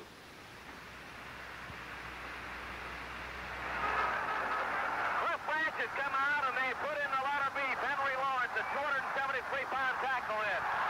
Third down. A yard to go for a first down. The ball at the New England 4-yard line. Oakland in possession, 21-17. Stabler handoff, sack, first down. I believe it'll be very close. He is hit inside the 5 down to about the 3-yard line. And just 3 seconds have ticked off the clock. It started with the snap of the ball at 40 seconds, 37 showing. And they did signal now. Marker was thrown in the end zone. It's going to be a wrap against the Raiders. Personal foul, rather, against the Patriots. Personal foul has been called against New England. And that was halfway to the goal because they had picked up the first down. The ball is down at the 1.5-yard line. Well, penalties certainly have played a big part in this football game. 37 seconds on the clock. 4 points ahead. New England Patriots on defense at a 1.5-yard line. Their own back to the wall. And the three-pointer won't help them, but Oakland Raiders have to get the ball into the end zone to score. Earlier this afternoon, Minnesota walloped Washington 35-20. The ball is now at the 1.5-yard line of New England. First down and goal to go. 37 seconds on the clock. The Raiders huddle at the 10-yard line. They trail by 4, 21-17. Out of bounds will he come. Out over the football to Dave Dalby. Here we go. The handoff. Bannister does not get there. He is hit and knocked down. He was hit by Mel Lunsford. Got it down to about the 1-yard line. And they're hustling to the huddle, Tony, because they don't want to use that final timeout. Is ticking down, 20 seconds now. Second down, goal to go at the 1-yard line. Double set in. Here's Stabler rolling to the right. He's got a touchdown. There's a penalty marker on the play on the far side. Oh, is the penalty called again? One thing that they are going to, when they talk about this play, if it's a good score, and it looks to me like it is, they're going to talk about one block. The touchdown is going to hold up. Right. There's one particular block in this whole thing. The line was stopped, frozen. Gene Upshaw pulled out and made the long block on the corner man, the one guy that knew that Kenny Stabler was going to bootleg it.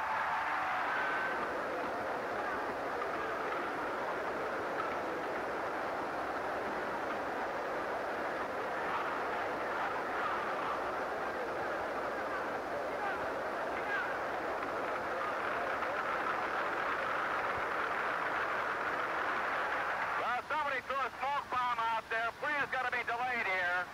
10 seconds left on the clock. Stabler scoring a touchdown on a rollout to the left.